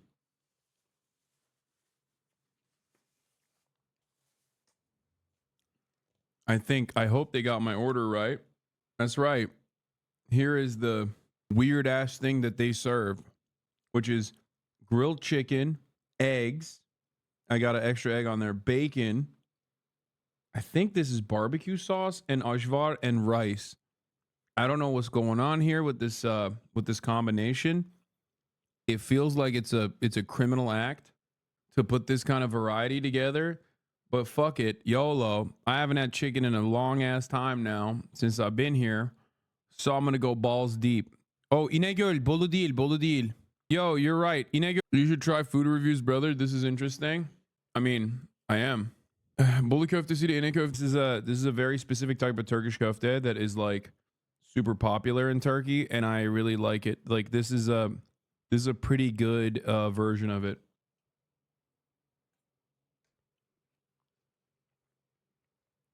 Fuck. Okay, let's try this crazy combo here. Grilled chicken. I'll get back to this because I know this is a lock. So I'll let this sit as backup. And if this is dog shit, at least I can return to something that I enjoy eating. You feel me? Like this is my safety now. In Croatia, this is cevap cici, not Turkish köfte. Bro, it is literally derived from Turkish köfte. What the fuck are you talking about? We just looked at the Wikipedia. The word, the etymology literally comes from kebab. Kebab, okay? It's Ottoman, whether you like to admit it or not. All right, first we're going to try it with the barbecue and bacon. Okay. It's not bad. Then I'm going to try the chicken with some egg. Some of the best dang egg I've ever had out here, by the way. Egg is so goddamn good out here. It's crazy. All right, let's try it. Chicken and egg, not a combination that I would consider working well. It's fine. It's not like very complimentary of one another. Chicken and ajvar. Yeah, I think I like chicken, bacon, and buffalo the most out of all these combos. There's a little bit of rice in here too.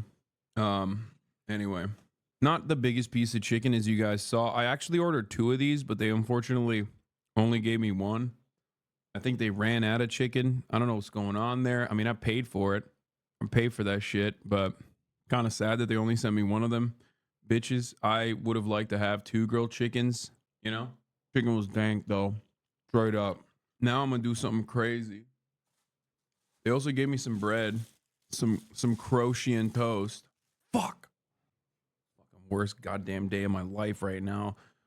The bread broke already, like in transit, which is crazy. Oh, there's a little piece of chicken left underneath this. Oh shit. Okay, little extra grilled chickie. Yeah, anyway, whatever. I don't give a fuck that the bread fell on the ground, okay? Let me tell you, I'm gonna hit that raw regardless. Okay, let's see what this looks like. The bread's obviously old as hell. Floor bread. Bro, 5-second rule, bro. If my dad saw me drop bread on the ground and not eat it, smack my ass up. Ekmek kutsaldır. That's what he says all the time. He's like, he just thinks, I mean, I don't know if it's a Turkish dad thing, but he thinks like bread is holy. Anyway, it's pretty good. I mean, the eggs are so good. Like, look at how orange this yolk is. This is some Nikola Jokic ass fucking yolk right here. And that's because it's not the most hormoned ass, like steroid Samsu like looking fucking chickens out here, you know? Honestly, I love eggs and I love chicken. And in the past 33 years of my life, I've never had eggs and sunny side up or sunny side up eggs with chicken. And I will most likely never have it again after I leave Croatia because I might have this meal again. It's actually pretty good and I'm desperate for protein. Like it ain't shitty enough for me to not do it. Have I tried pasta sada yet? Yes. It was pretty good. It's basically veal ossobuco though. Like no disrespect to the Croatians, but that shit is literally just Italian. Yeah, but it's very good. Pasta sada, for those of you who don't know, is gnocchi with veal. It is pretty similar. Pasta sada, best Croatian food, maybe just the best food ever. It's braised beef dish served with gnocchi. You would die. Chicken and runny egg you eat in the post-birth abortion and the 6th week. That's gross, but you ain't wrong. Bro, your shit's gonna be horrific. Your asshole's gonna look like a yawning hippo's mouth. Bro, I grew up in Turkey eating street meat. Like, what the fuck are you talking about? I'm sorry, chatter, but I'm not a fucking cornbread Ohio boy. You're out of your dang mind. Now, I don't want to talk too much shit in the off chance that, you know, I do get got, but I don't think a little chicken is going to hurt me. Fucking flash forward to 3 hours later and I'm just dying on camera. Chicken killed me. Honestly, I could eat 2 pounds of this shit. Like, actually good. Chicken's actually pretty good. Too sad that it was, genuinely sad that it was the last chicken remaining in Dubrovnik. Makes me kind of sad. So, like, clearly they couldn't even give me the second order of chicken. But Chatters are so funny. Asking if I've tried börek. Chat, you know I'm Turkish, right? Like, I grew up in Turkey. My mother is Turkish. My father is Turkish. My grandmother is Turkish. My grandfather is Turkish. My great-grandmother was Turkish. Not with us anymore. Like, börek is a core part of my identity, bro. What the fuck? It's like asking me if I've had döner. Hey, man, have you heard of this, like, delicious delicacy called döner? Like, yeah, bro, I have. Keep it a stack. The rice is a little gooey, but right now I'm fucking desperado up in this bitch. So I'll eat it. I'll eat it gooey. I don't give a fuck. All right, let's dump these fries into this mess here, and let's fucking wrap this up. Okay, wrap this segment up, and we'll get back to Joseph Robinette Brandon. Dude, I love Ajvar. And for the chatters correcting me on the pronunciation, I don't give a fuck. That's how you say it in Turkish. Ajvar. Ayvar, for fuck's sake. No, it's not. What do you mean? Ajvar değil mi oğlum? Ne? Ayvar mı? My whole life I've said Ajvar. A-J-V-A-R. This is actually very entertaining, lol. Yeah, I mean, hella people do mukbang. This is literally that, you know? Did you try rakıja? It's like vodka? No. Turkey is like Israel when it comes to food. How dare you? That's insane. Correcting the record on like the etymology of certain words, and also on top of that, like the actual fucking cuisine, the historical cuisine is not the same as lying about, you know, making up your whole fucking culinary history. No, if a German person came up to me and was like, Donut is a German invention, that would be like Israel. Okay? Dude, Ajvar or Ayvar, whatever you fucking call it, whatever you want to call it, is so bomb. It's so clutch. One of the, in my opinion, most underrated sauces / mezes, I guess, like apps. Because like everybody goes for the tzatziki, jajik. Okay? Everybody goes for the hummus. And those are like the top contenders always. But this shit slaps so fucking hard. I assume you also have it in Turkey? Yes. For those of you who don't know, this is red peppers and eggplant with like red paste. And it's bomb as fuck.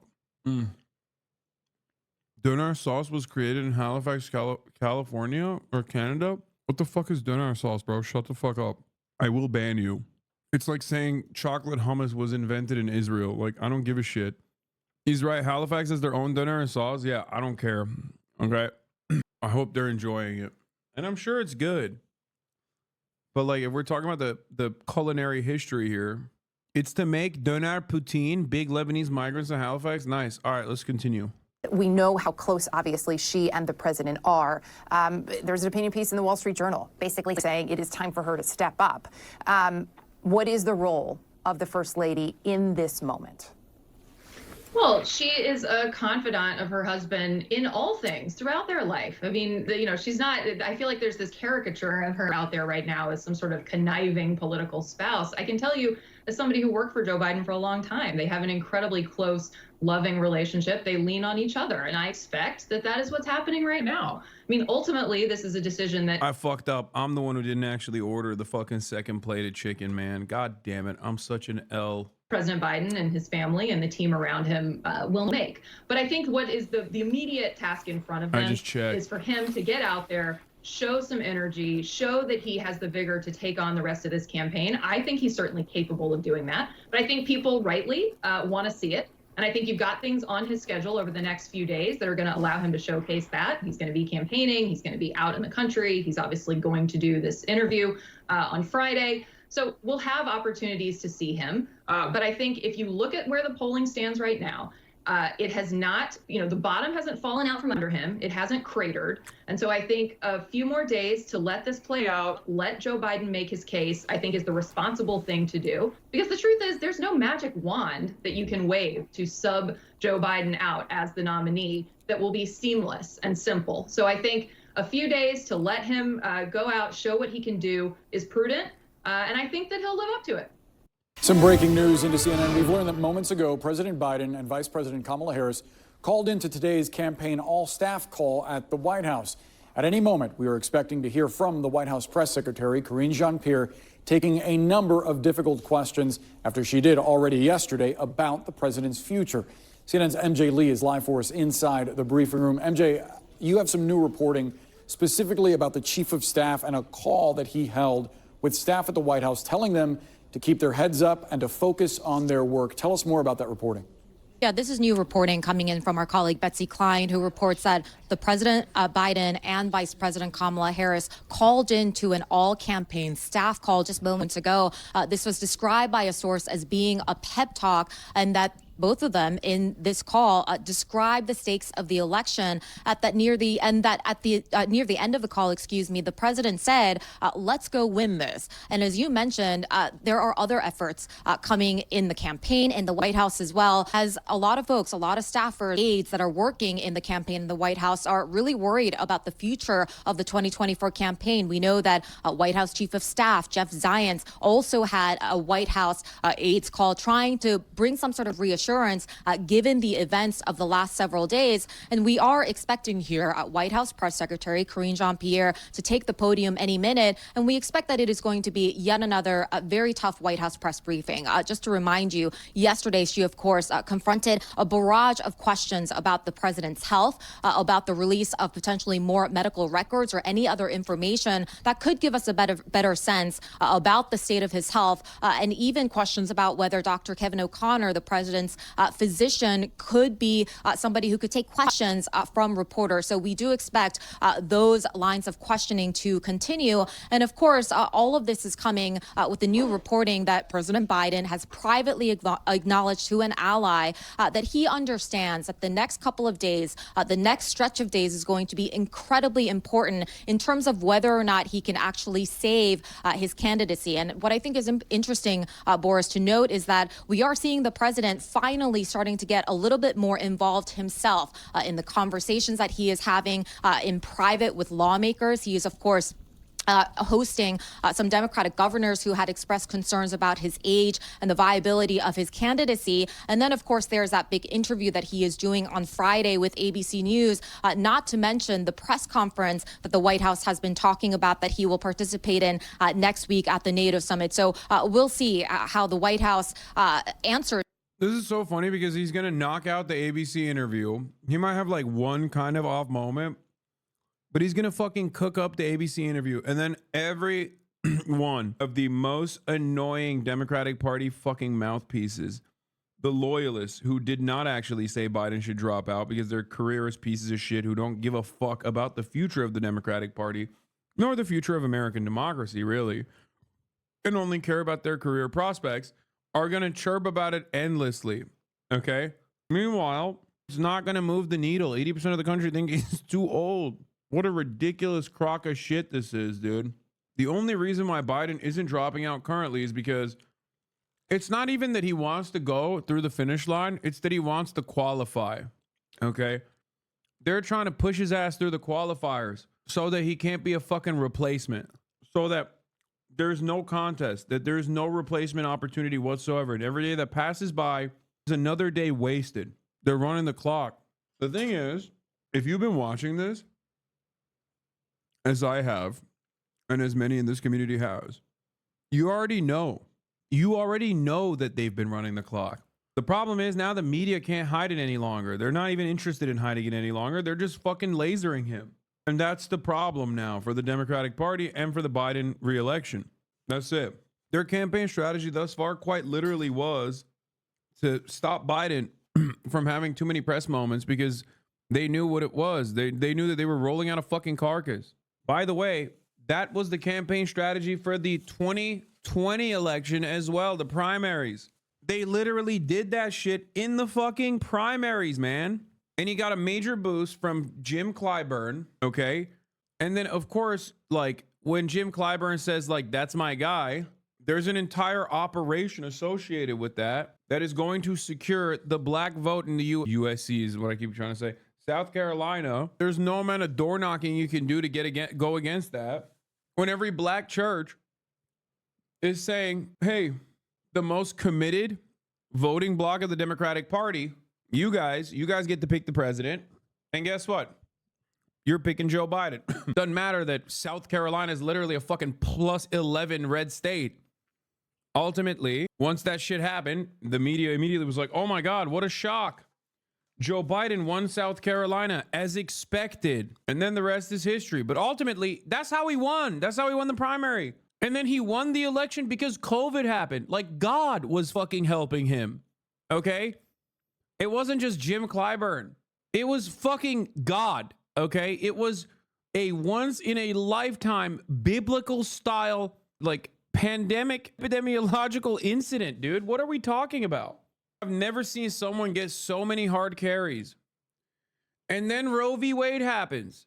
Finally, Donald Trump Supreme Court turns around and actually follows through on their 35-year project, their 40-year project, their massive commitment to undermining women's bodily autonomy. And then the midterms that are supposed to be a fucking red wave because of negative real wage growth that Americans experienced for 2 fucking years for the most part, all of a sudden turns into a battle for civil liberties and bodily autonomy for women.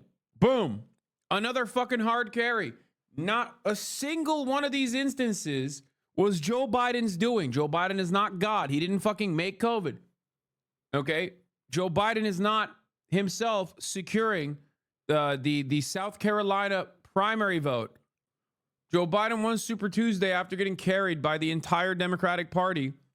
Primary candidates dropping out to endorse him after phone calls from Barack Obama. He got carried by Obama in that situation. So no, I think people need to recognize something fundamentally important here. It's not just that Joe Biden is old, okay? Joe Biden is a fucking failure. Like, personally, sure, his administration I would consider to be significantly more progressive, with the exception of Israel. Do not start with that. Obviously, I'm just, I'm putting that on a separate point there because that's foreign policy for the most part. That's bipartisan and genocidal. But on the domestic front, Joe Biden is probably one of the most pro-labor contemporary politicians out there, if not the most pro-labor. These are statements that I felt confident making before October 7. On moments where we talk about labor policy, on moments where we talk about like Biden's, domestic policy prescriptions, with the exception of immigration, which is yet another fucking insane flub from Brandon because he's an absolute dumbass and I fucking hate him. Ultimately, beyond the legislative agenda being more progressive than Barack Obama's, even by a wide margin, especially as it pertains to labor. Ultimately, he's a bad fucking politician, dude. He's not a good politician. He was floated into the VP position because he's a gaffe guy. Because he was known for kissing babies as a retail politician and doing gaffes. He was a goofy, somewhat racist, old white guy.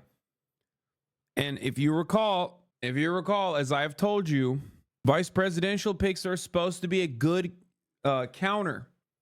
What are your areas of weakness? If you're Barack Hussein Obama, well, it's the fact that you're black.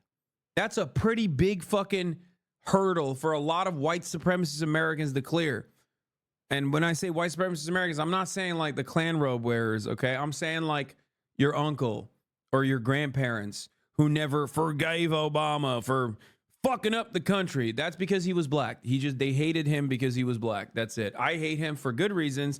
They hate him because he's black and Kenyan and a Muslim. I love him because he's Kenyan and Muslim. They hate him for that reason. Anyway, my point is, Biden was elevated to the position of VP, which gave him the additional bona fides, the additional confidence from the black voting bloc in South Carolina as Obama's vice president. But the real reason why he was picked as Obama's vice president, another moment of elevation in his political career, full of L's. Anytime Biden has put himself out there on his own, he's taken L's. I'm not just talking about the fact that like his entire family's dead. Anyone who's ever talked to keeps mysteriously dying. He's the fucking griever in chief or anything like that. I'm talking specifically on pure politics. Joe Biden is a bad politician because he is a fucking hack. What do I mean by this? Comedians who are hacks do one thing. They repeat bottom of the barrel, lowest common denominator jokes. Politicians who are fucking hacks do a similar thing in the realm of politics. They look at focus testing and they go for smack dab in the fucking middle of that and consistently retriangulate their position right into the fucking center. Okay? That is Biden to a fucking T. A nonsensical, idiotic loser. His entire career is riddled with finding the center and dialing the fuck in. Are we actually, except for Israel, that is a weird ideological commitment that he has to Israel. Your knuckle need, but I need to be feeling that wrist, son. What does that even mean? Which Joe Biden is your favorite? In 1991, attacked Anita Hill. 1994, wrote disastrous crime bill. 1995, wrote Omnibus Counterterrorism Act, later became Patriot Act. 1996, voted against gay marriage. 1999, repealed Glass-Steagall Act. 2001, voted for the Patriot Act. 2002, voted for Iraq War. 2005, voted to end bankruptcy protections for students. 2024, complicit in genocide and rise of the far right. Yeah, I mean, this is just nothing. This is like reductive. It's basically the fucking high notes, or I guess the low notes. But Biden has always been a firm, committed centrist because he rarely ever has real positions on his own. Biden and his motivations can perhaps be best understood in a not so dissimilar way to Donald Trump. Narcissism. He feels like he has been treated wrong and been called a fucking loser his entire political career. And that's because he is a fucking loser. Okay?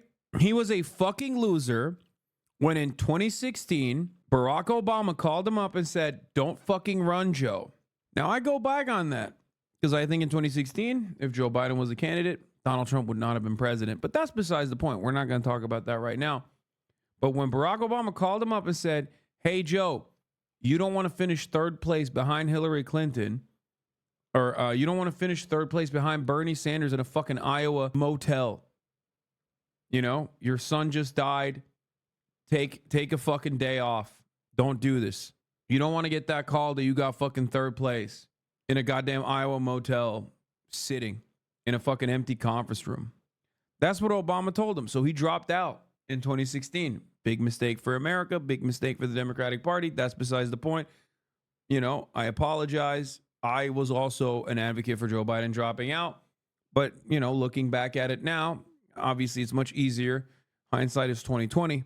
Joe Brandon would have absolutely fucking, I mean, if he became the candidate, he absolutely would have destroyed Donald Trump. 2016 Joe Brandon. Overall, he lost. He ran for president time and time again since the fucking 80s, and he lost. He got elevated to vice president, used that momentum to try to run for president again in 2016. His fucking own president said, "Don't do that." Okay? And he dropped out. 2020, he runs after Charlottesville. Charlottesville really motivated him. You know, he's like, "Oh, I'm going to defeat American Nazism," whatever the fuck he's saying. No, the real reason why he ran was because he's a narcissistic piece of shit. And as much as we joke about Hillary Clinton, it's my time, it's her time, it's her time. That's precisely the reason why Joe Brandon ran. Because he said, "I've been a fucking career institutionalist. I'm going to get my fucking licks in." Okay? And that's precisely what happened. And that's precisely the reason why he's not dropping out today. I need you to understand. The reason why he's not dropping out today is because in his mind, he is very, and I mean very thin-skinned about the way people are treating him currently. He is in that situation no different than Donald Trump. It's all ego. Because if democracy was really on the fucking ballot, as I have said time and time again, if democracy truly was on the fucking ballot, you really think we have to preserve the ego of a 850-year-old carcass, a cadaver? Fuck him. So which is it? Is Donald Trump not actually going to destroy American democracy? Theoretical democracy. America's never really had a real democracy. Let's be real. No practical democracy, but a theoretical one. But is Donald Trump going to eviscerate the remainder of civil liberties and turn the tide and finally bring forth the Fourth Reich? Because while the Nazis lost in World War II, fascism did win, and America has been carrying that torch for many, many years. And Trump will be the finalizer. The great conquest of the Fourth Reich will come with Donald Trump's second term. 6'5" socialist, you are so annoying, lol. Okay, but not as annoying as the top of the hour ad break. Bro, it's 12:46. You all right? It's 12:46, my man. What are we doing here? What in the hell are we doing here, big dog? What in tarnation? That's crazy. That's a two-parter, and this motherfucker tried to hit me at 12:46. Hit that with a day off, mods. Sorry. We got to fucking put some penalties up in this bitch if we want better baits. I don't make the rules. Not a week, a day off. Anyway, I was on my fucking game too. I was monologuing pretty goddamn hard. Where the fuck was I? YouTube video ruined? Yeah, well, I'm talking about the contents of the YouTube video anyway. Just chill out. Yeah, as I was saying, if democracy is on the fucking ballot, then we cannot succumb to the narcissistic desires and the vindictive, selfish, petulant attitude of a demented, senile person. It's one or the other. Is democracy actually on the fucking ballot? Because if so, we can't do that. Or are we actually saying it's his turn? Again, he's done so much. Don't hurt his little fucking feelings. He's done so much for America. He's been a senator for 700 years. He was there when the founding happened. He was one of the original framers in the background. So he deserves to be president. And if that's your attitude, then you can't say Donald Trump is going to destroy this country. Okay? You can't. Because if the stakes are that high, you have to meet the stakes. You can't just fucking roll out the cadaver and be like, listen, 80% of the country says, 80% of Democrats say he needs to go, but we're just not going to listen to them. We're going to put forward a weaker candidate. And we're talking about this as Trump expands his lead over Biden after debate as age worries grow. Wall Street Journal poll finds. The byline, the former president, or not byline, the subtitle, the former president is now ahead by 6 points with 80% of voters saying the incumbent is too old to run. 80% of voters. That's why I said this is a repeat of 2016, not a repeat of 2020. Okay? It's a repeat in 2016 in many ways. Many of the voters said Hillary Clinton is unlikable. Hillary Clinton, a lot of people are not going to vote for her. Hillary Clinton doesn't go to Wisconsin. What the fuck's that about? And Hillary Clinton was doing much better in the polls in 2016. Okay? Hillary Clinton was doing much better in the polls. Biden is not. Biden has been consistently fucking losing. Consistently. Biden's approval rating is in the shitter. What percentage do we have to get to where the Democratic Party does the right thing? Does it have to be 90%? Does it have to be 92%? Does it have to be 99%? Or will it matter if it's 100% of voters? What is this? This ruined my day? Why would this ruin your day? Big honker jank. If the Democratic Party does not listen to the calls from the voters at 80%, they're not going to listen to it at 100%. They're just not. All of the questions that we are expecting it to get again today. But again, it is important to sort of emphasize the moment that we are in. This is a White House and a campaign that is very much in crisis mode, and they are also in survival mode right now, Boris. And Jeff, you have new reporting that privately a growing number of Democrats want Biden to drop out of the race, some as early as this week. Boris, there has been a really growing swell of sentiment that it is time to move on with this. We've heard a bit of it publicly from Have you seen I Show Speed confrontation in Poland with Gnome Wizard? No, but I have seen I Show Speed in Poland on my TikTok timeline, and it was pretty funny. The least racist Polish man, I would dare I say the most anti-racist Polish man, was side by side with I Show Speed. But we'll talk about that in a second. Congressman Lloyd Doggett of Texas and many others behind the scenes are saying a similar thing, that it is time, yes, they respect and appreciate the president's record, but it is also time to really see what is going on here. Now, the president, we are told in his campaign, both Jeff Zients, the White House chief of staff, as MJ was saying, and the campaign manager, they're hosting separate staff calls and trying to urge people to stay focused. Hard to stay focused, though, of course, on this when there are these growing calls. the most important meeting of the day, that lunch that is going on right now with the president and the vice president, and that meeting of governor this evening. Democratic governors flying to Washington, virtually all of them, all of the main ones, some of them who could be considered also candidates to meet with the president. So you get the sense, the feeling that so much has changed in 24 hours.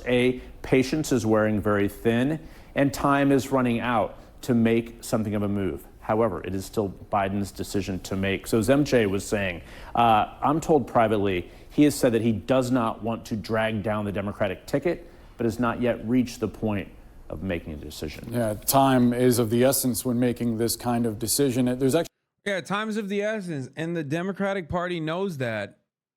And that's why they're fucking literally pushing it. They're pushing it closer and closer to convention, and even trying to literally figure out ways of like announcing the presidential bid before the fucking convention. Because their goal right now isn't to get Brandon over the finish line. Their goal right now is to get Brandon over the convention where he accepts the nomination so that it is the point of no return.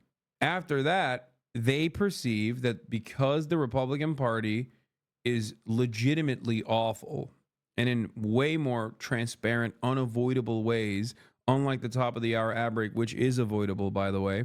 That's right. At the top of the hour, there's a 3-minute ad break, and you can avoid seeing those ads as long as you subscribe.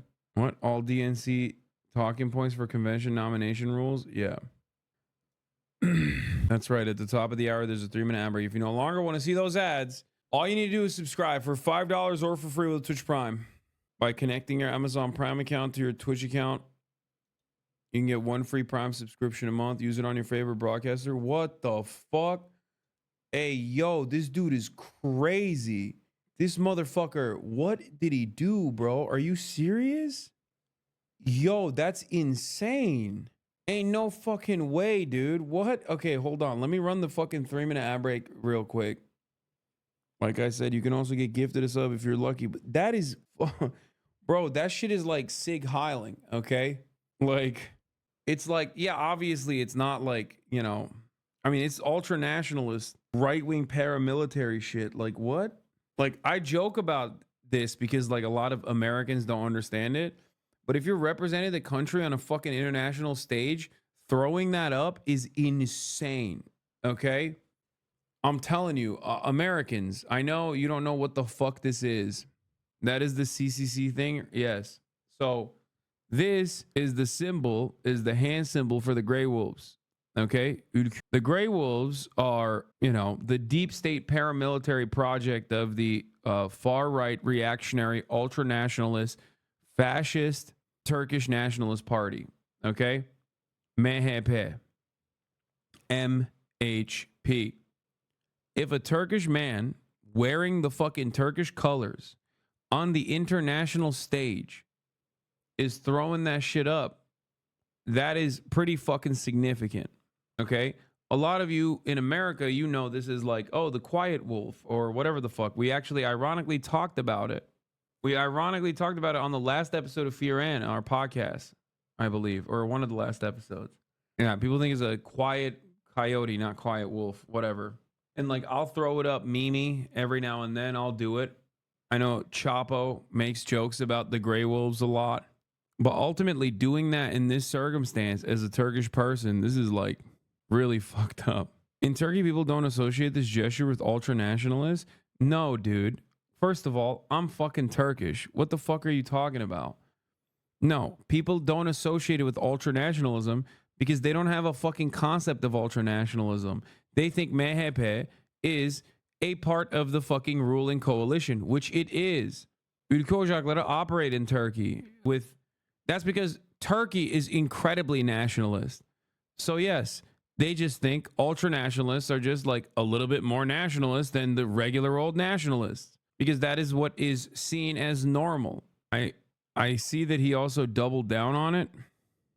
Merih Demiral, Türklükle alakalı aklımda bir gol sevinci vardı, onu yaptım. Türk olduğum için gurur duyuyorum. O yüzden golden sonra onu iliklerime kadar hissettim. I had a goal celebration in my mind related to Turkishness, so I did it. I'm proud to be Turkish. So after the goal, I felt it in my bones. I'm very happy with what I did. I'm glad I did it. Jesus Christ. Oh, and yes, this guy, you're sending me literally like the weird esoteric fascists of Turkey like accounts. Okay? Tüm Türk dünyasını ve tarihini seven bir Türkçü. Turk that loves a pro-Turkish person that loves the entirety of the Turk nation and its history. Bölücü, dinci, batıcı, Avrasyacı, liboş, fedöş, partizan, abazan, kezban, feminazi, meriç ve itfapar düşmanı. Oh my god.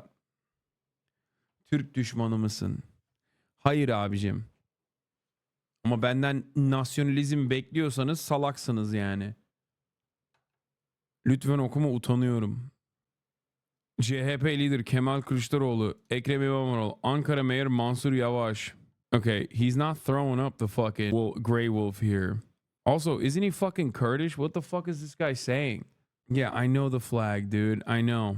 This only proves the point I was making, which is that, once again, it's because all these motherfuckers are hyper nationalist, okay? Kılıçdaroğlu has done the sign to be fair, and he's Zaza and Alevi. Yeah, that's crazy. It's so funny because it's like, bana laf atıyor. Oğlum, dünya stajındayız. Hem de gurur duymamız gereken bir anda 2-1 anasını siktik Avusturya'nın. Ondan sonra geliyor adam amına koyuyor. Böyle bir salaklık olamaz yani. Gerçekten. Bunu dönüp de savunmaya çalışmayın. Salaksınız yani. Bu faşizm, nasyonalizm. Bundan korkmanız gerekiyor. Bunu savunmak inanılmaz yani. Fascism and nationalism is so normalized in Turkey that people keep sending pictures of politicians doing it to justify the cause. Yeah, that's what I'm saying. It's like, this only further cements the position I have, which is that hyper-nationalism is like a completely normal position in Turkey.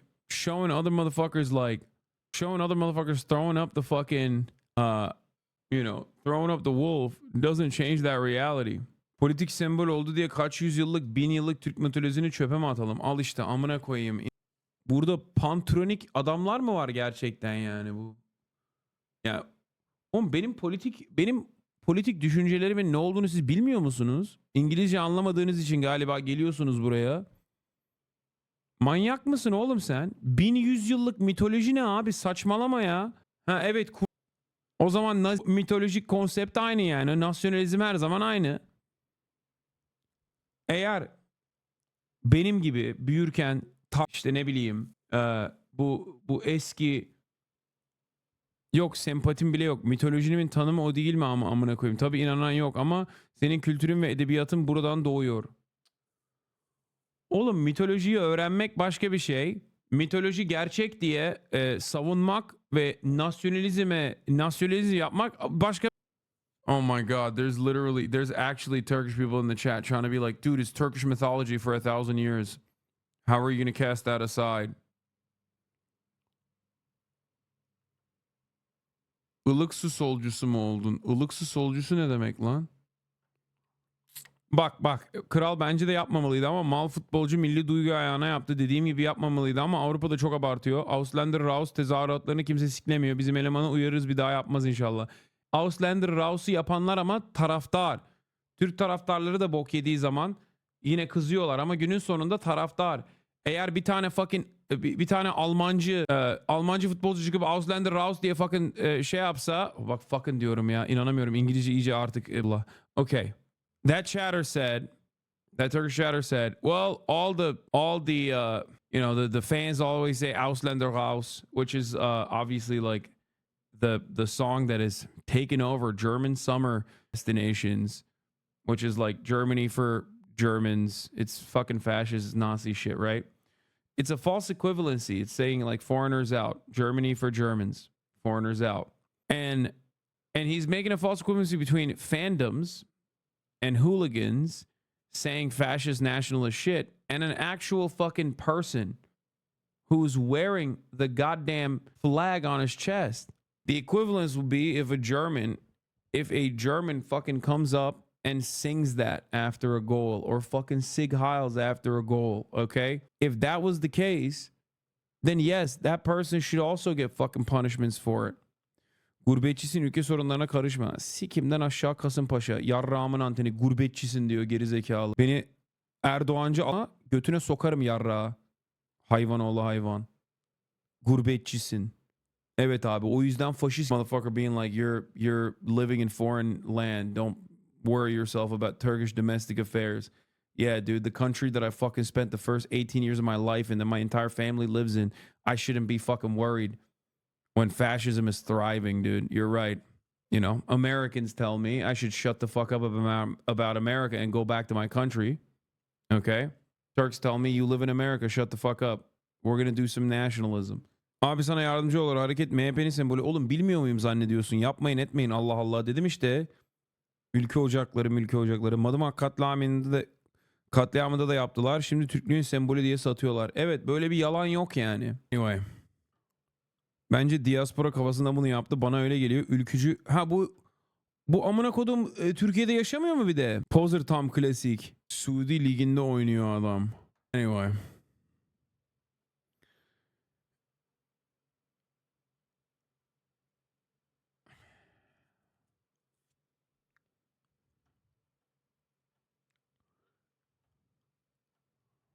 Yeah.